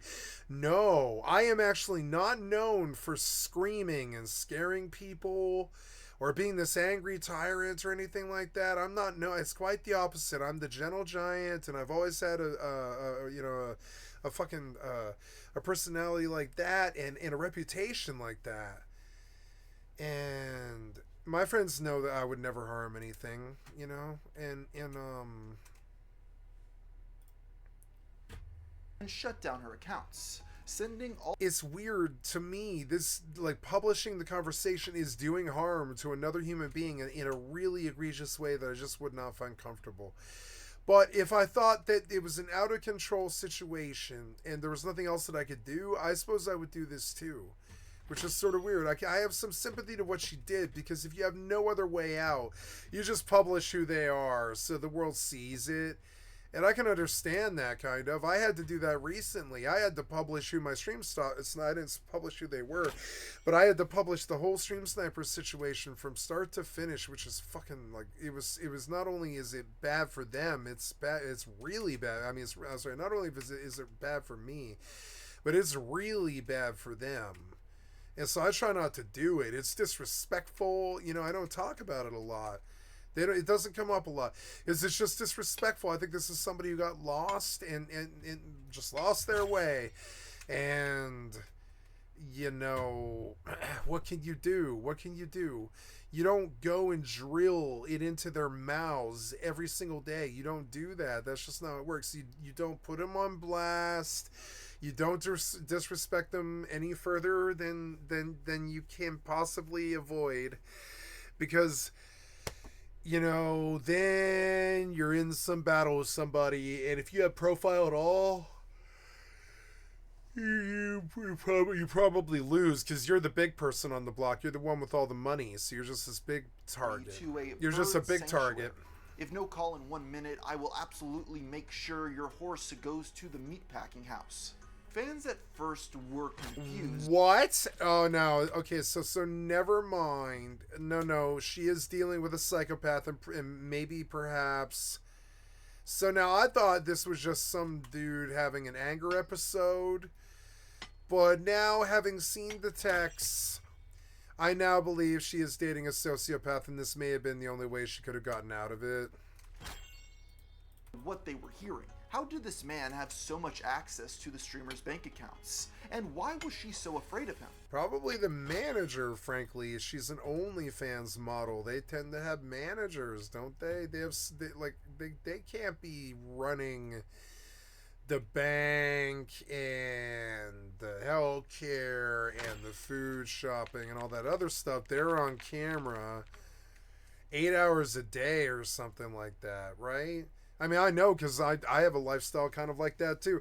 I struggle with, and I don't get, I mean, I get paid to do what I do. I do get paid, but like, you know, but like I struggle to do 105 hours a week, and still go have a personal life where I can take care of family or help them when they need it, or go, like, for instance, yesterday, unplanned, I just had to stop what I was doing for like 2.5 hours and just go sand like a fucking table and a bunch of setups having to do with like a bunch of tables and stuff, and getting a shelf system together. And like, I didn't plan that, but I couldn't have said, I mean, they didn't ask, I just offered, because I knew how horrible it was if they would have had to do it themselves.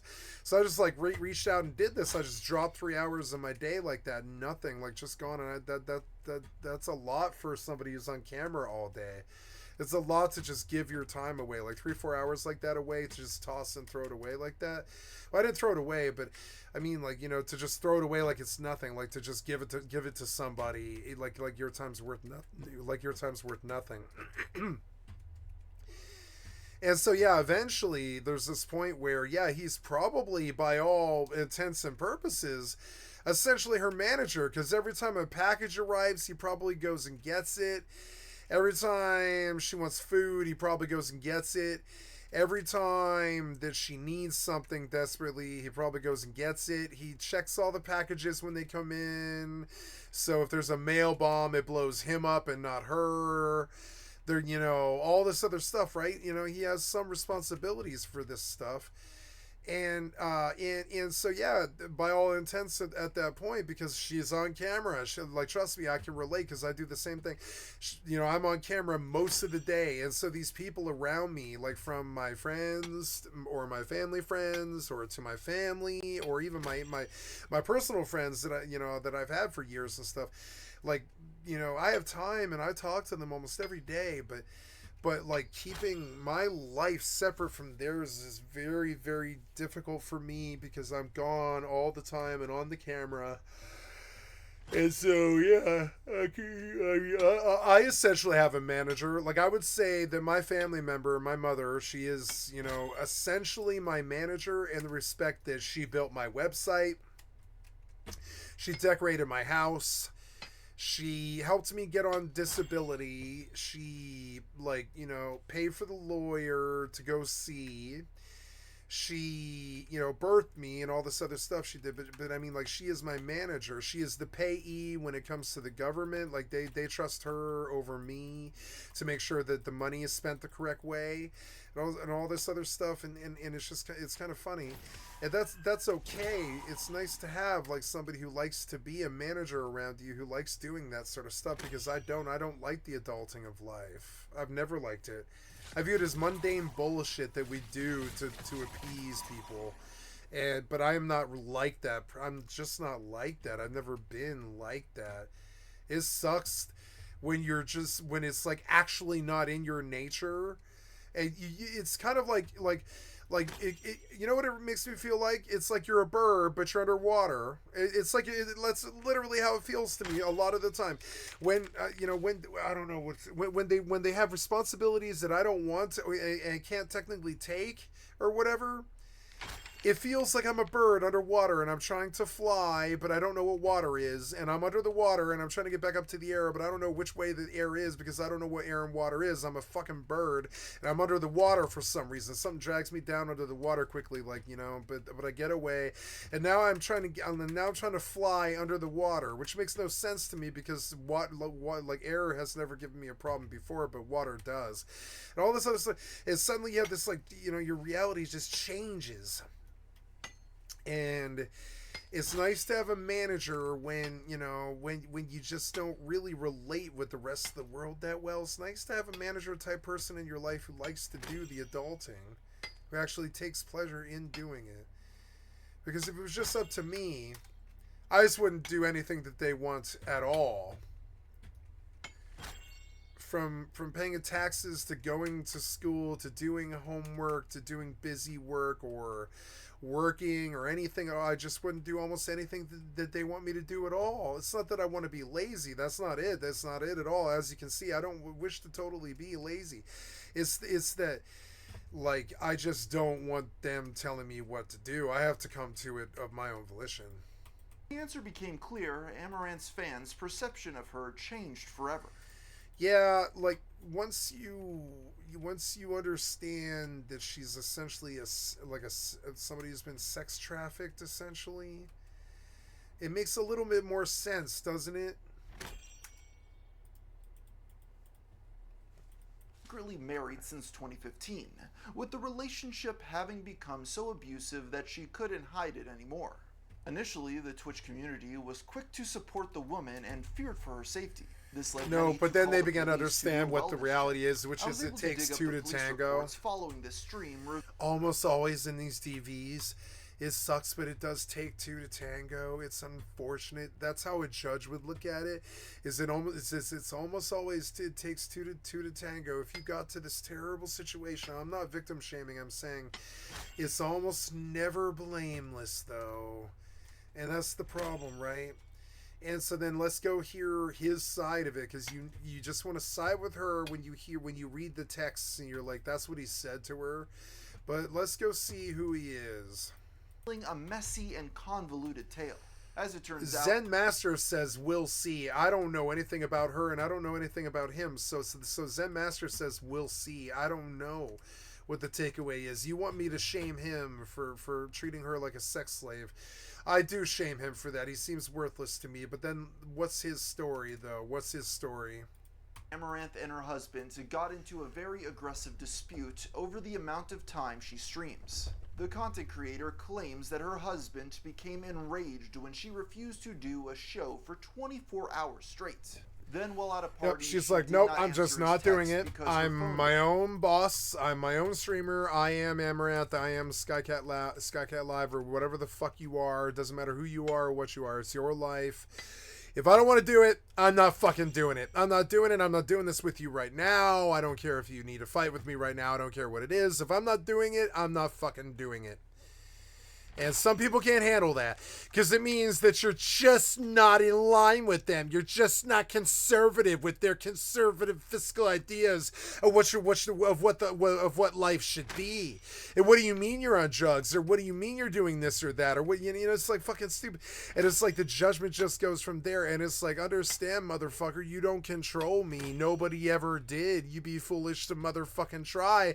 That's like trying to put a lasso on a goddamn fucking speeding bullet train. It's dumb, and it's exactly how she'll explain it to him too. You can't put restriction on this kind of crazy.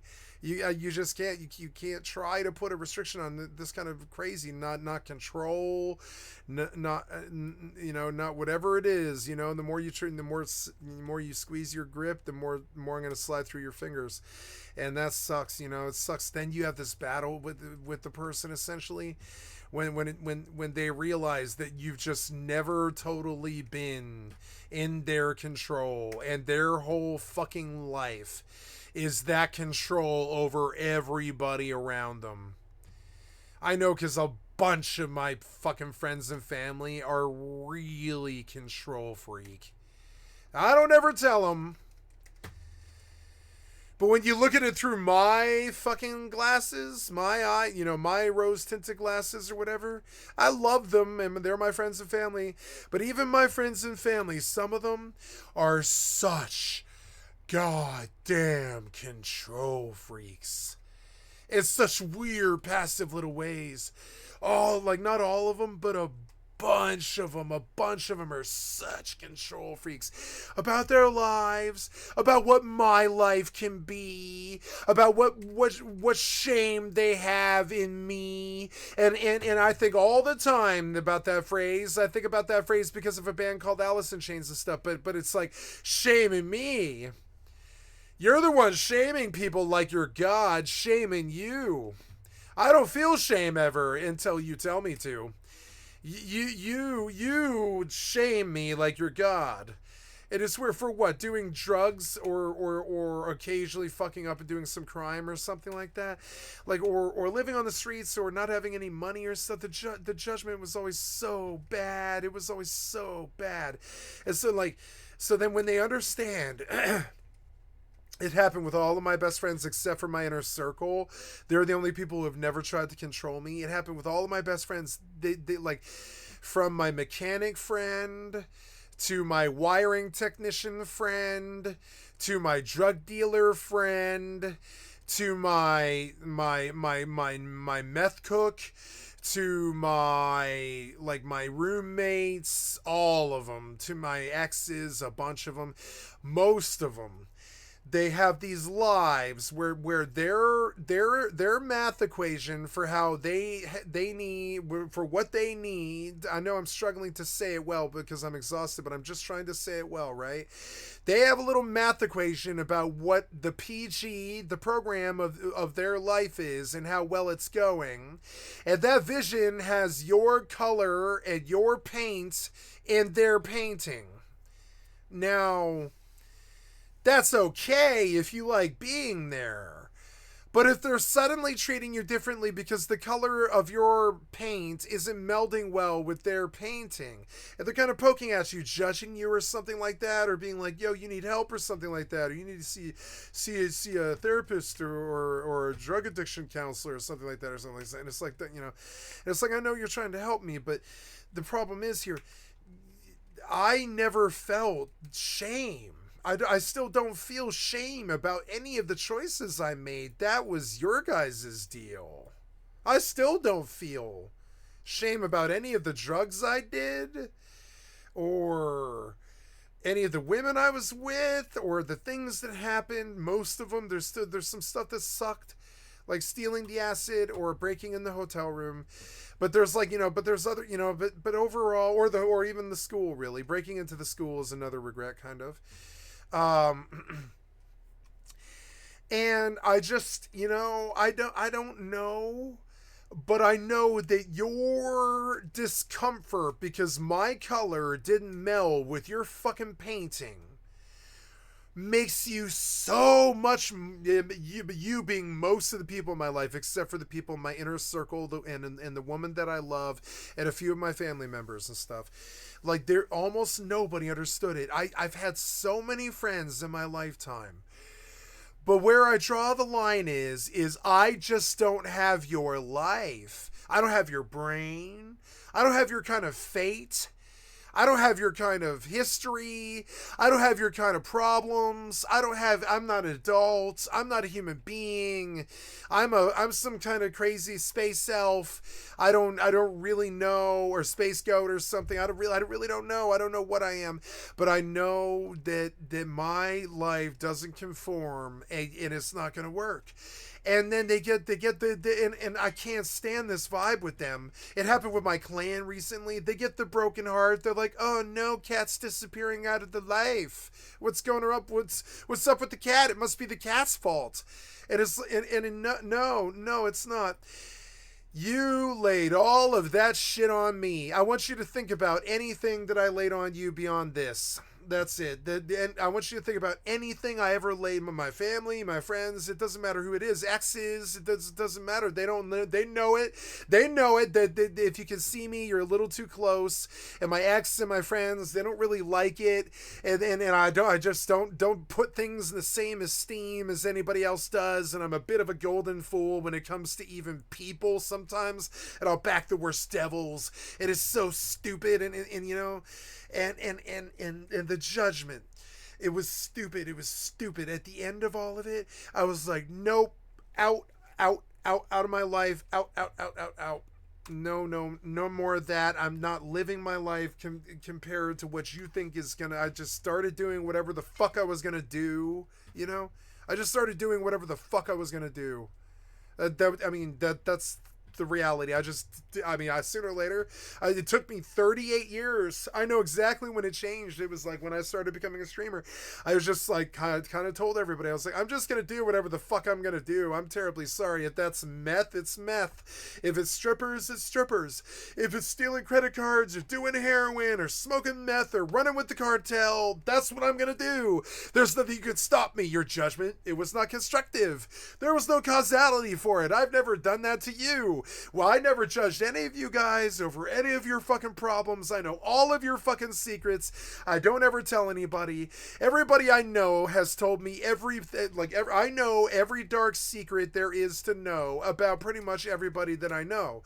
Maybe not internet, maybe not internet reality, maybe not internet acquaintances, but everybody in my real life has told me pretty much everybody, everything, everybody immediately uses me like a confessor pretty much most of the time. It tells me all of their darkest secrets because they immediately know I'm not going to judge them. I don't care. And I just want to know what it is. That's it. I'm curious like a cat. Curious like the cat. You're hungry like the wolf. I'm curious like the cat. And we don't meld. Most of the time, I hang out with a lot of wolves. I got wolves for fucking friends, you understand? Most of my friends are either wolves in sheep's clothing or full-blown fucking wolves. Most of them own a lot of guns and stuff like this. I've got a lot of wolves for fucking friends, right? But I'm not a wolf. This is the best way I know how to, explain something like that. In a metaphor to the public or something like that. I am not a wolf. If I'm not a wolf, I am a house cat. So no, you can go to work all day. That wasn't ever going to be that for me, You can go have your family and your 2.3 kids. That wasn't ever going to be that for me. I don't think it was ever going to be like I was a rock star or anything like that. I mean, maybe. But I mean, mostly,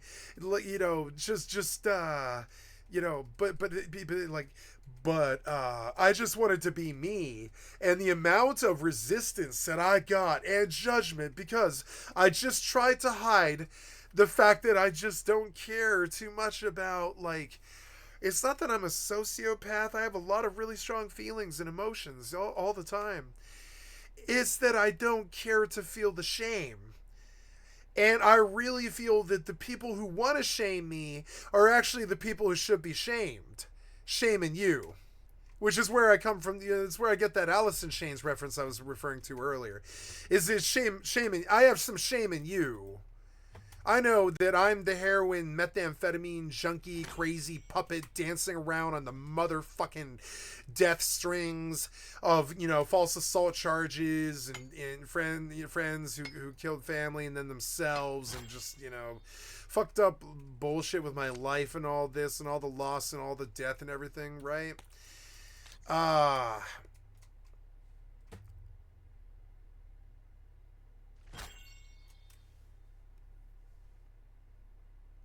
was always fine. I never needed your fucking judgment. I really disliked that I could sense the disappointment. I view it as a lack of faith.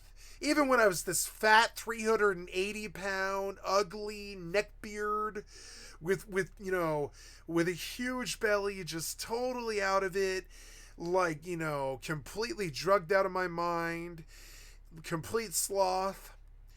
It didn't matter. I still don't feel that I had lost control of myself the way that you guys lost control of yourselves when you judge me. It goes that deep. The resentment kind of goes that deep. You have this like rebel without a cause moment where you're like, nah, fuck them. I'm not ever fucking doing their bullshit. I'm just not doing their human bullshit. I'm not doing it. I'm not doing the reputation. I don't give a damn about my reputation. I don't care what you think of me. I don't care what people say. I don't care what they do to me, kind of. Lots of stuff has happened to me recently that I just don't care about. It's like kind of insane. It doesn't matter what it is. It doesn't matter. Like I just don't care for other people's bullshit. I just don't. There's this point, I think it took like the Randy Newman song about short people, right? Most of reality is short people who got no reason to live. It sucks, but I don't know how else to say it. Randy Newman said it really well. I don't like Randy Newman, kind of, but I really like that song because it reaches out to me in a fundamental way where it's like, yeah, short people got no reason to live. It's so every time somebody tries to fuck with me or judge me for drugs or drinking or my sex life or my criminal life or my background or my drugs or my record or anything about it, I just don't see how that's your fucking business, muggle. And you're obviously a muggle. You're obviously a muggle if you fucking care. My inner circle didn't care. That's how I know they're not muggles. Everybody the fuck else did. That's how I know. They know there's no threat or harm here. There's never been threat or harm here, has there? I can say it like this. There's never been threat or harm to anybody but me. There's, I'm sure I've had some small trespasses, but I mean, there's never been threat or harm to anybody around me concerning me. But me, I've never actually harmed anybody or anything around me. I have some sense that my friends may have kind of harmed each other more than I've ever harmed anybody at all. Which is, so I kind of look at, I do have some innocence still. Like some very strong innocence, the innocence of an autistic lad.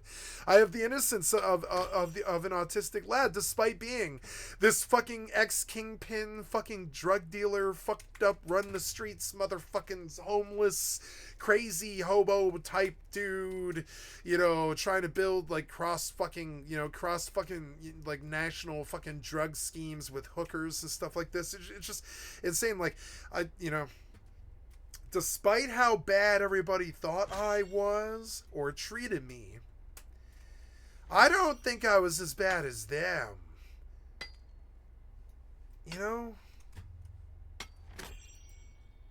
This is what triggered. Now, my best friends are saints. Almost all of them. To a T. They're like saints. I don't think any of them have ever harmed anybody physically. No. I believe almost, yeah. All 5 of my inner circle, one of them has never met the other 4, but like I consider them inner circle and stuff. All 5 of my inner circle, just like me, I don't believe any of them have ever harmed anybody physically ever. I mean, I'm trying to think back of a time I've ever even heard of a whisper or of anything like that. And the answer is no. These are goddamn hippies. They're like full-blown granola hippies, you know? And so, like, but I don't know. Something about it. The way they made their decisions, or the way that they treated me, or something about it, there was inherently some judgment there. And the judgment is now like this big fucking L, because you're not the big G. You understand? It's a big fucking L that you judged me. There's the J for judgment. Because you're not the big G. You're not the big G in, you know, up in the HE double hockey sticks in the cloud in the sky or whatever. You're not the big G in the sky.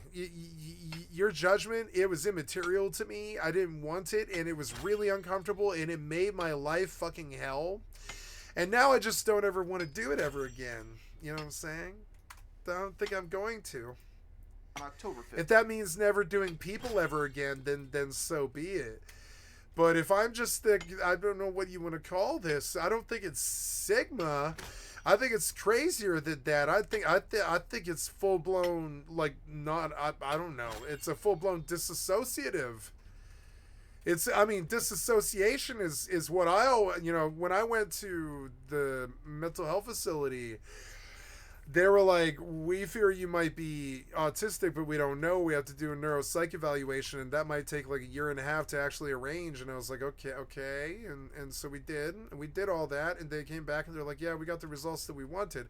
But they were like, what did you think it was? And I was like, I am terrified of that I am a disassociative. Or whatever you want to call it. Like, yeah, I guess that's what it would be. I'm terrified that I have a disassociative, which is if you cross me or rub me in some way wrong, in any way or fucking form, like, which is one of the things which is why I say that my best friends are like saints, because they've never managed to do it. They've never even come close. None of them. It's just not in their nature, which is why I keep them as best friends. Harm is just not in their fucking nature. You know what I'm saying? And so, but I don't know where I'm going with this. I'm just saying that, like, I don't know. Now I've got the deep resentment from the fucking judgment, and I understand the Joker thing about wanting to watch the world burn. And I'm not some psycho. I would never harm anybody. I'm talking about like your doubt was my trigger. All of the people around me, their doubt was my trigger. It's what destroyed me. If they didn't doubt me, or if they weren't disappointed, if they just had faith in me, like I've ever failed them. Ask any of them. I've never failed them in anything that I've ever been.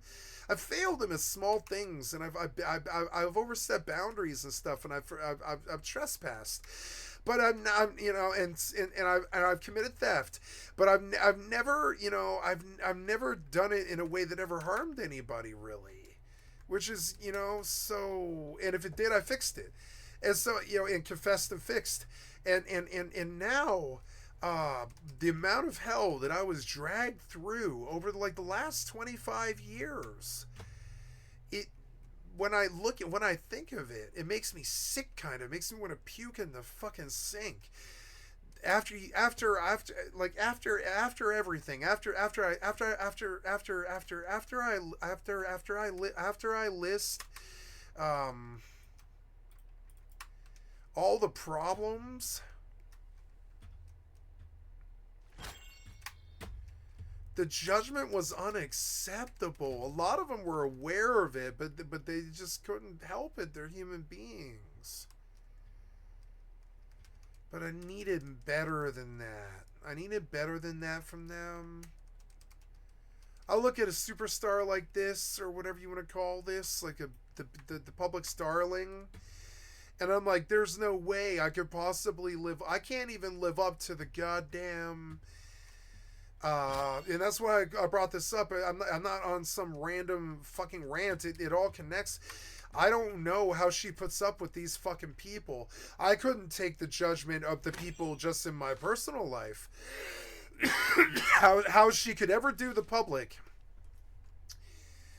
If you think about it, she kind of took a negative stance. She was trying to take a lot of money from the public by just exploiting their horniness, which is not immoral, but it's not really the most moral of things, really, either. It's like, you know, I'm not judging her on it. I'm saying that, like, those things make it very difficult for her to have a normal life.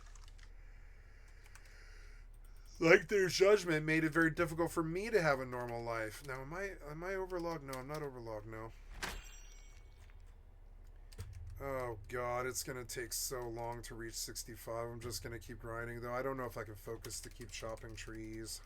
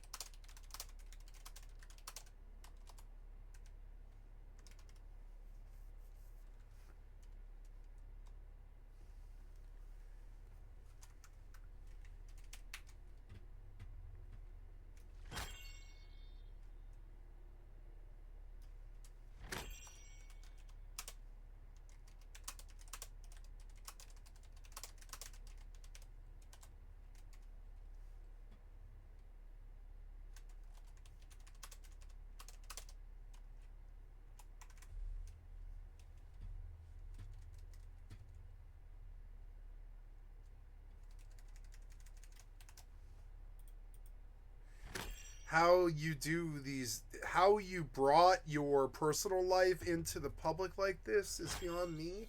And then it is immoral to publish, and I'm not shaming you. I'm saying I have enough problems with people as is. How you could ever involve the public is beyond me. I have enough problems with people as it is.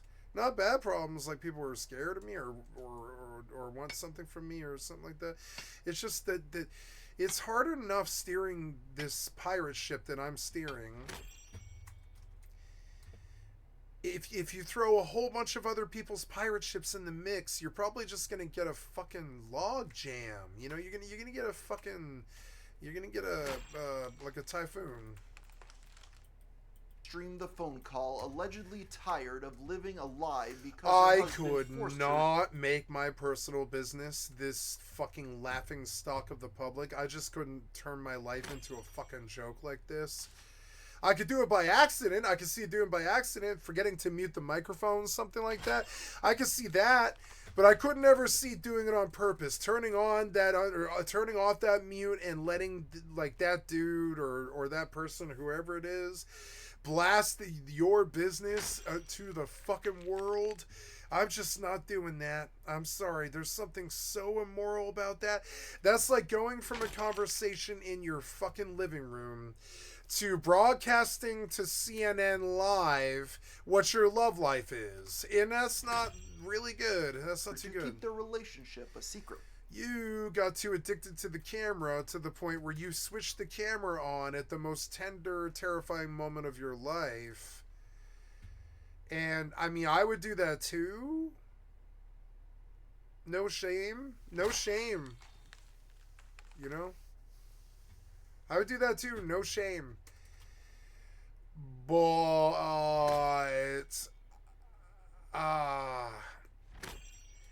only if it felt like it was the last thing I possibly could have done. And I think you're having a lover's quarrel. And you're breaking up. And I think you made your breakup into international news. Which is just, you know, I'm not going to shame you for it. Because I don't think you have a lot of control over what's going on here. The next morning, one of Amaranth's Twitch moderators had the police come check on her. The content creator reassured the officers that everything was fine and they ended up leaving. Then only a few hours later, a man who claimed to be her uncle called the cops asking them to visit the woman again, citing possible domestic abuse. The cops would end up coming to her house three times in just one day. On each occasion, what are being they? sent home What as are the they? streamer Her claimed servants? She was safe. The next day, the police were called again, and Amaranth admitted that she had been fighting with her husband, but she was safe, and claimed that he wasn't at the house. The deputy put out the statement, "I did not observe any indication of physical assault." All while this was happening, Amaranth's longtime cameraman would be discovered as the main person reporting the situation to the police, and then to the general public following the breakdown stream. This camera person, Mars, tweeted out photo evidence of him calling the cops without Amaranth's permission.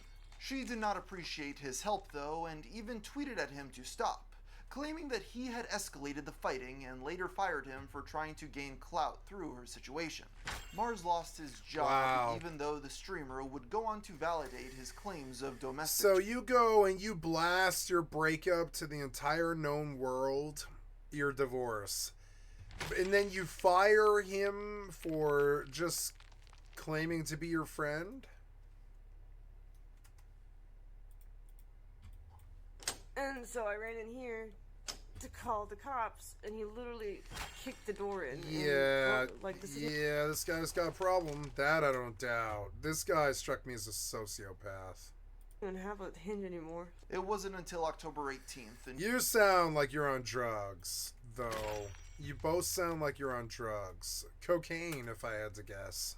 Nearly 4 days later, that Amaranth made a video explaining the situation more. And telling her this is what fucking happens when you give bougie people too much money. It's P. Diddy. It's fucking stupid. It's dragging your fucking spouse down the hallway as they break some door or something like that. It's fucking stupid. They all go nuts on cocaine like this. They can't handle it. They're not goddamn gonzo. They're not fucking close to gonzo. They can't handle cocaine binges. They're fucking stupid. They're celebrities. They should be handling the gym and the camera. You know? Not fucking lines of cocaine and then duking it out over a divorce. That's just not good. It's the average Hollywood divorce. She's living out a Hollywood divorce like it's like her personal life is a TMZ article. Now, is this her fault? Not necessarily, no. But I don't think she discourages it, you know? It's not fair how much pressure there is. That's definitely not her fault. She laid out the claims that her spouse had been forcing her to stream long hours, only allowing her to get 3 to 5 you're hours addicted to the camera. I don't believe that. Pimped her out, no, forcing her to wear revealing clothes on the internet. No, I think you're addicted to the camera. You're doing it right now. Without so much titty showing. I know it because I have it too. I'm just as addicted to the camera as her. I get very upset when I am forced to go off camera. I get fucking upset. You understand? Like the most I ever have in my life. I get so mad when something happens that takes me off camera now. I get so mad. I can't even sum it up. It's like the kind of white hot rage you get when I don't know. I'm trying to think of a moment when you just get that white hot rage.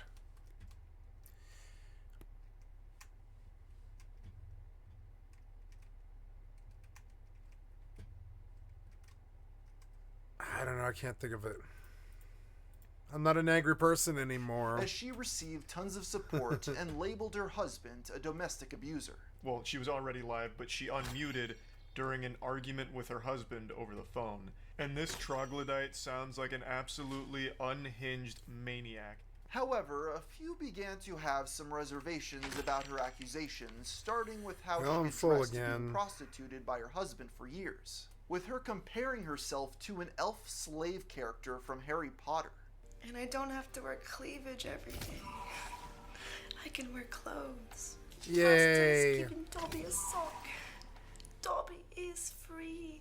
Many felt that she was making too light of the situation, and it initially seemed like her and the husband might be No, I think together. she might actually Fans be were for outraged real. That she would even consider taking him back after the dramatic fights. And following this, Amaranth would never talk about the situation again. Going back She's to closing funny. off any talks of her personal life. Because I mean, you The went viral Dobby for this. thing You was got a lot of funny. The husband situation. Are you allowed to talk about that? Damn it. That's Can't still. talk about that one. Mm. Yeah. That's interesting. It's not surprising that she refused to discuss this, since there are so many unanswered questions. No, we're not going to be clearly talking about didn't this. want to get into. Some bitter Sims also began to process the extent they had been lied to. Amaranth got married on December 4th, 2015, meaning that the entire time she was streaming, the content creator had been secretly wed. Worst of all, Amaranth had flat out denied the claim of her being married repeatedly over the years. So you're not married? No, it's just this stupid thing that they decided to make this. Oh my God, for like 7 years, she wouldn't admit that she had a husband. And this is something that these girls do. It's kind of insane. They're cucks, I think, or not cucks. What do they call this?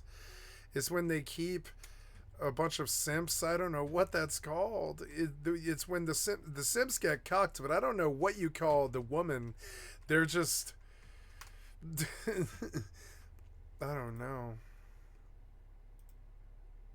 And for women with large male audiences on the internet to hide their relationship status because they know they'll lose subscribers because of it. Back in the day, Ethan Klein gave Amaranth multiple opportunities to come clean about the situation in 2021, pushing her for a response, and yet she constantly deflected.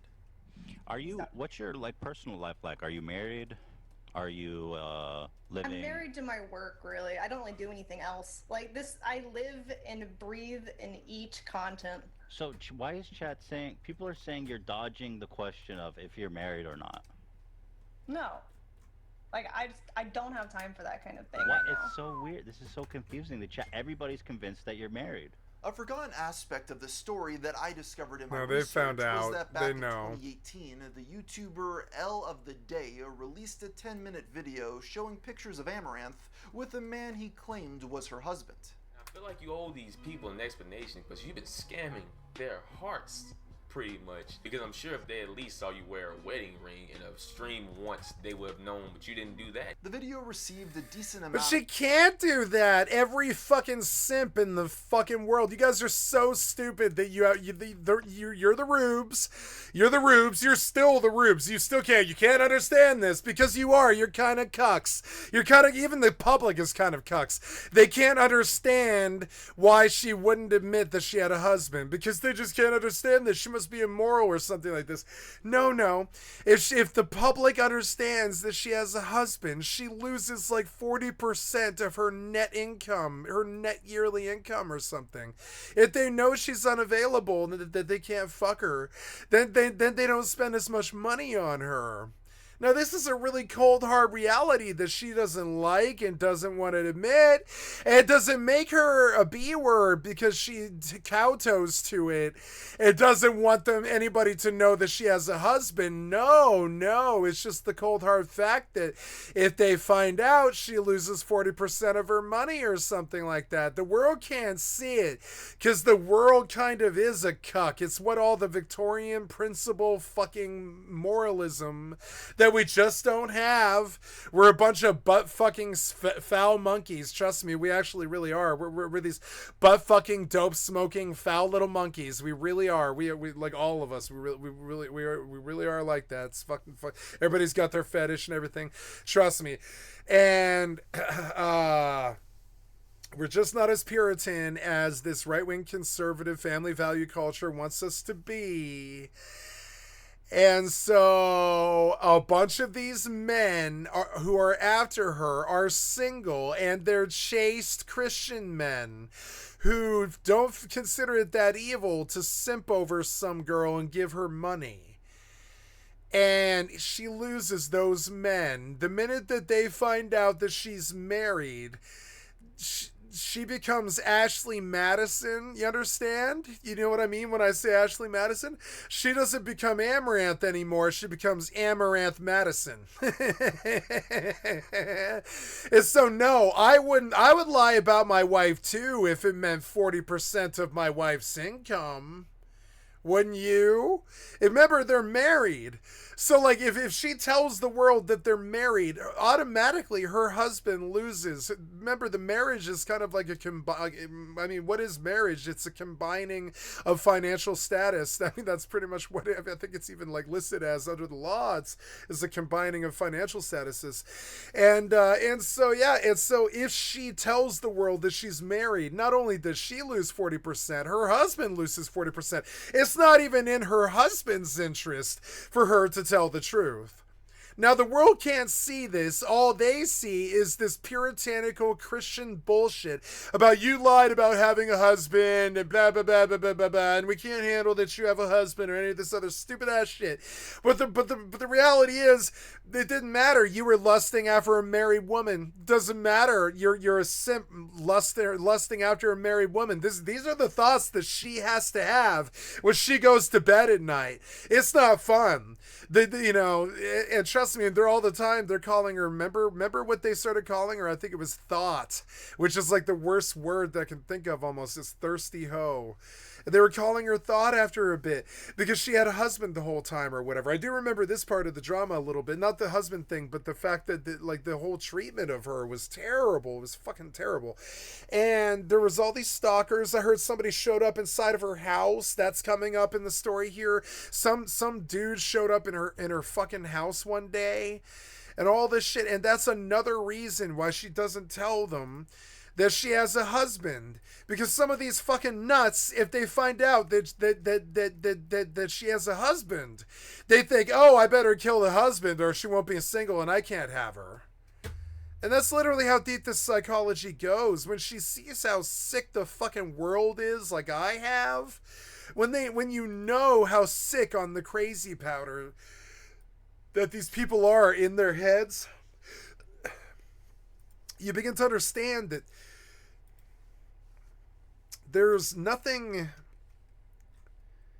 you can do. You must just protect yourself from their madness, and sometimes that's a really bald-faced lie, like that you're married or not married. Like, for instance, if Marilyn Monroe had got married at a certain point in her career, a bunch of men would have committed suicide. When John Lennon got married, I think a bunch of women threatened to commit suicide and stuff like this. The marital status of your idol or whoever you simp for me, all my life, it was Claire Danes, you know, which is insane. But I mean, but she was like the blossom type girl for my generation. She was just, you know, she was the most perfect girl of my generation. She was Juliet in Romeo and Juliet. She was, I'm supposed to be Leo DiCaprio and I'm supposed to be in love with Claire Danes. And so I tried to look for Claire Danes my whole life until I found my little Claire Danes. You know, I won't say her name, but, you know, I found my version of Claire Danes. My version's so much better than Claire Danes. But, I mean, you know, everybody's got their little idol that they want to believe that they're going to marry one day. And some of these simps, they can't actually handle it. They can't handle the fact that she lies about having a husband. Now, I'm only a level and a tenth away, so one more trip should do this. But I do have to go out one more time. But it is the last time, full blown. I've got like a level left. If I stack up, I'll be done here. I'll reach 65, and I'm going to stop. I'm going to tell you right now the reason that I'm doing this. I don't normally support doing like 16 to 17 hour sessions anymore, especially when I wasn't really planning on doing that. I had no dream that I would hit 65 today, but I found some success with it.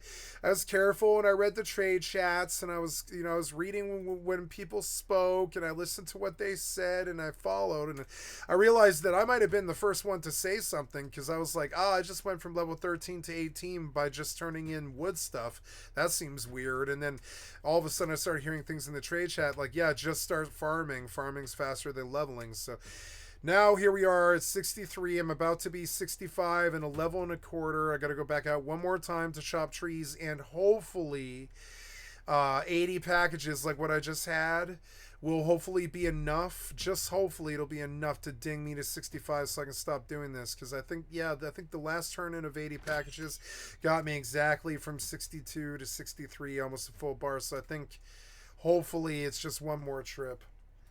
I'm at 15 hours and 50 minutes right now.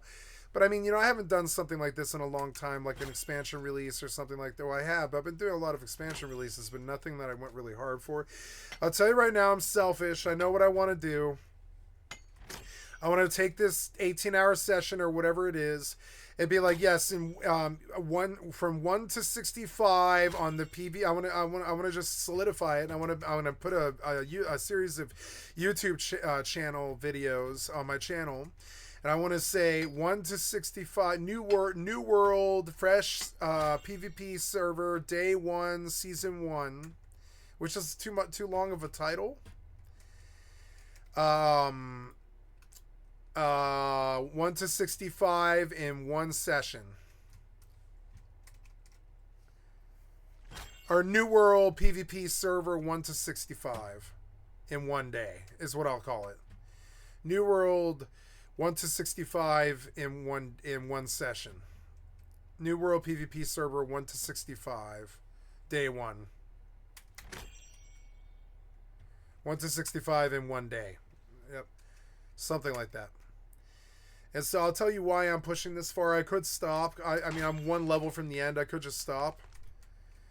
But, I mean, I want to be able to post the videos with some semblance of truth when I mean, this is the truth. It is that, yeah, inside of one day, I finished 1 to 65 in New World. And, however I did it doesn't really matter. I did it by farming. Oh, no, we don't want to lose to him, but I'm double his level, so I'm not really too worried. Fucking stomp his ass in if he tries. When I spin shop him, it'll hit him for half his bar.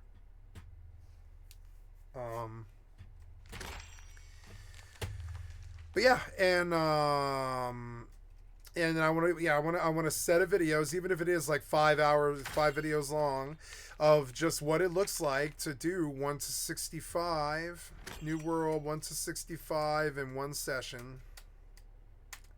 Yeah, I don't even think I'm gonna put. I don't even think I'm gonna put the MMO lifestyle on that one.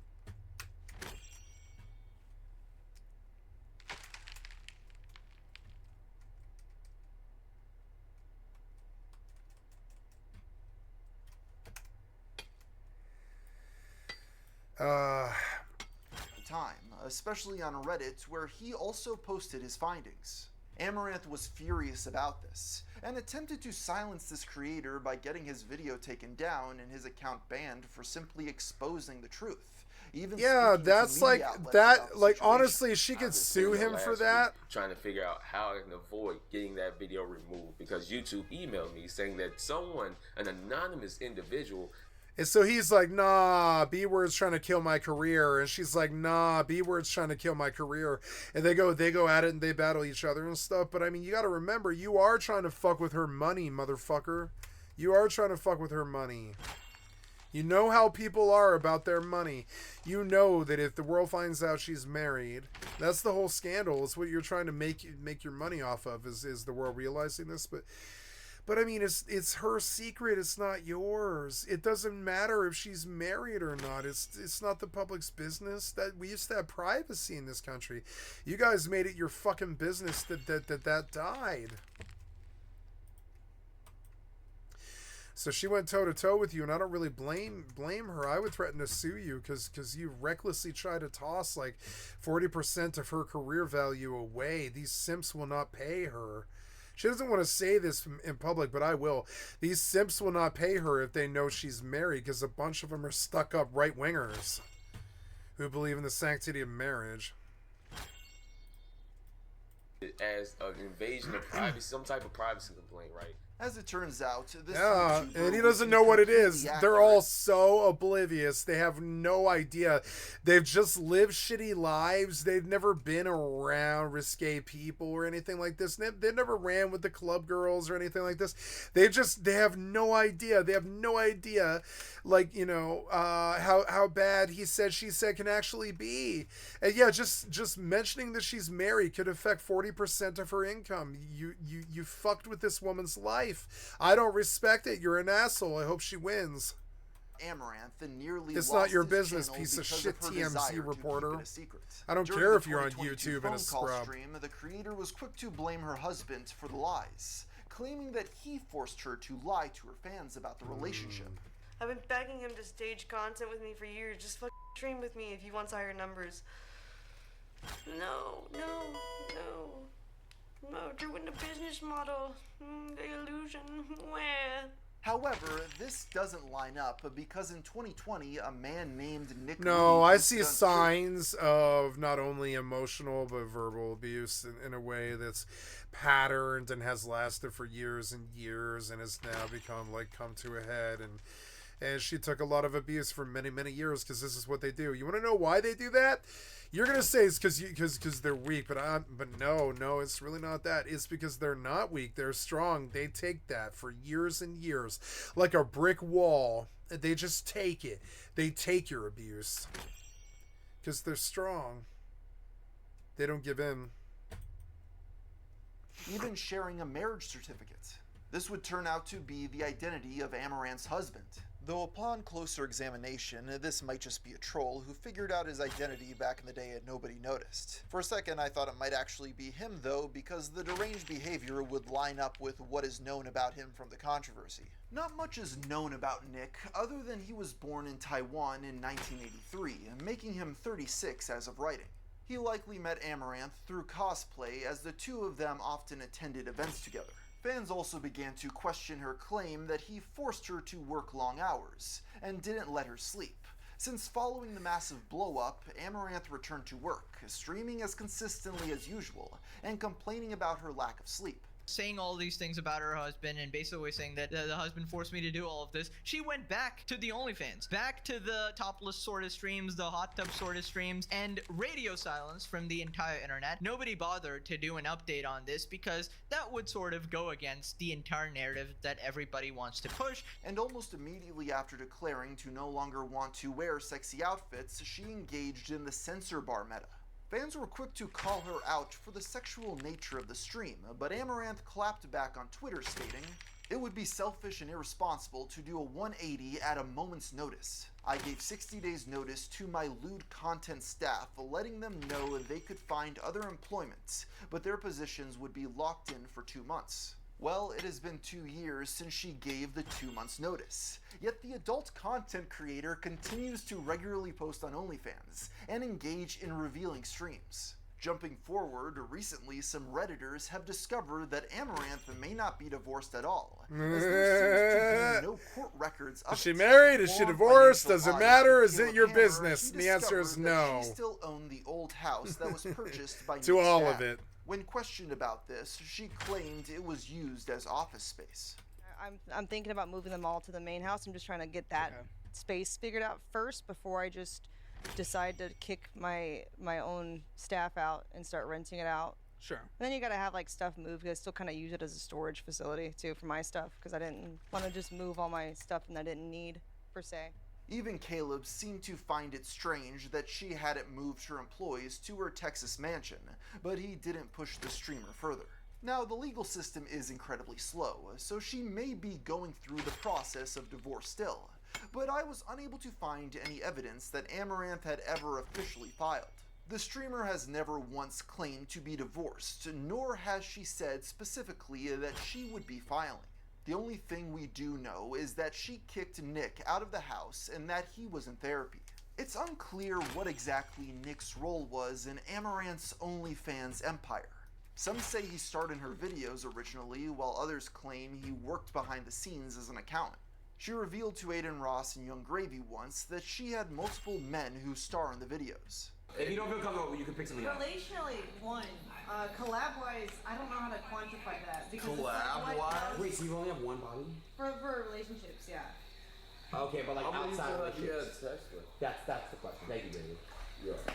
These men are paid actors by Amaranth, and she does not have a meaningful connection with any of them beyond creating OF videos.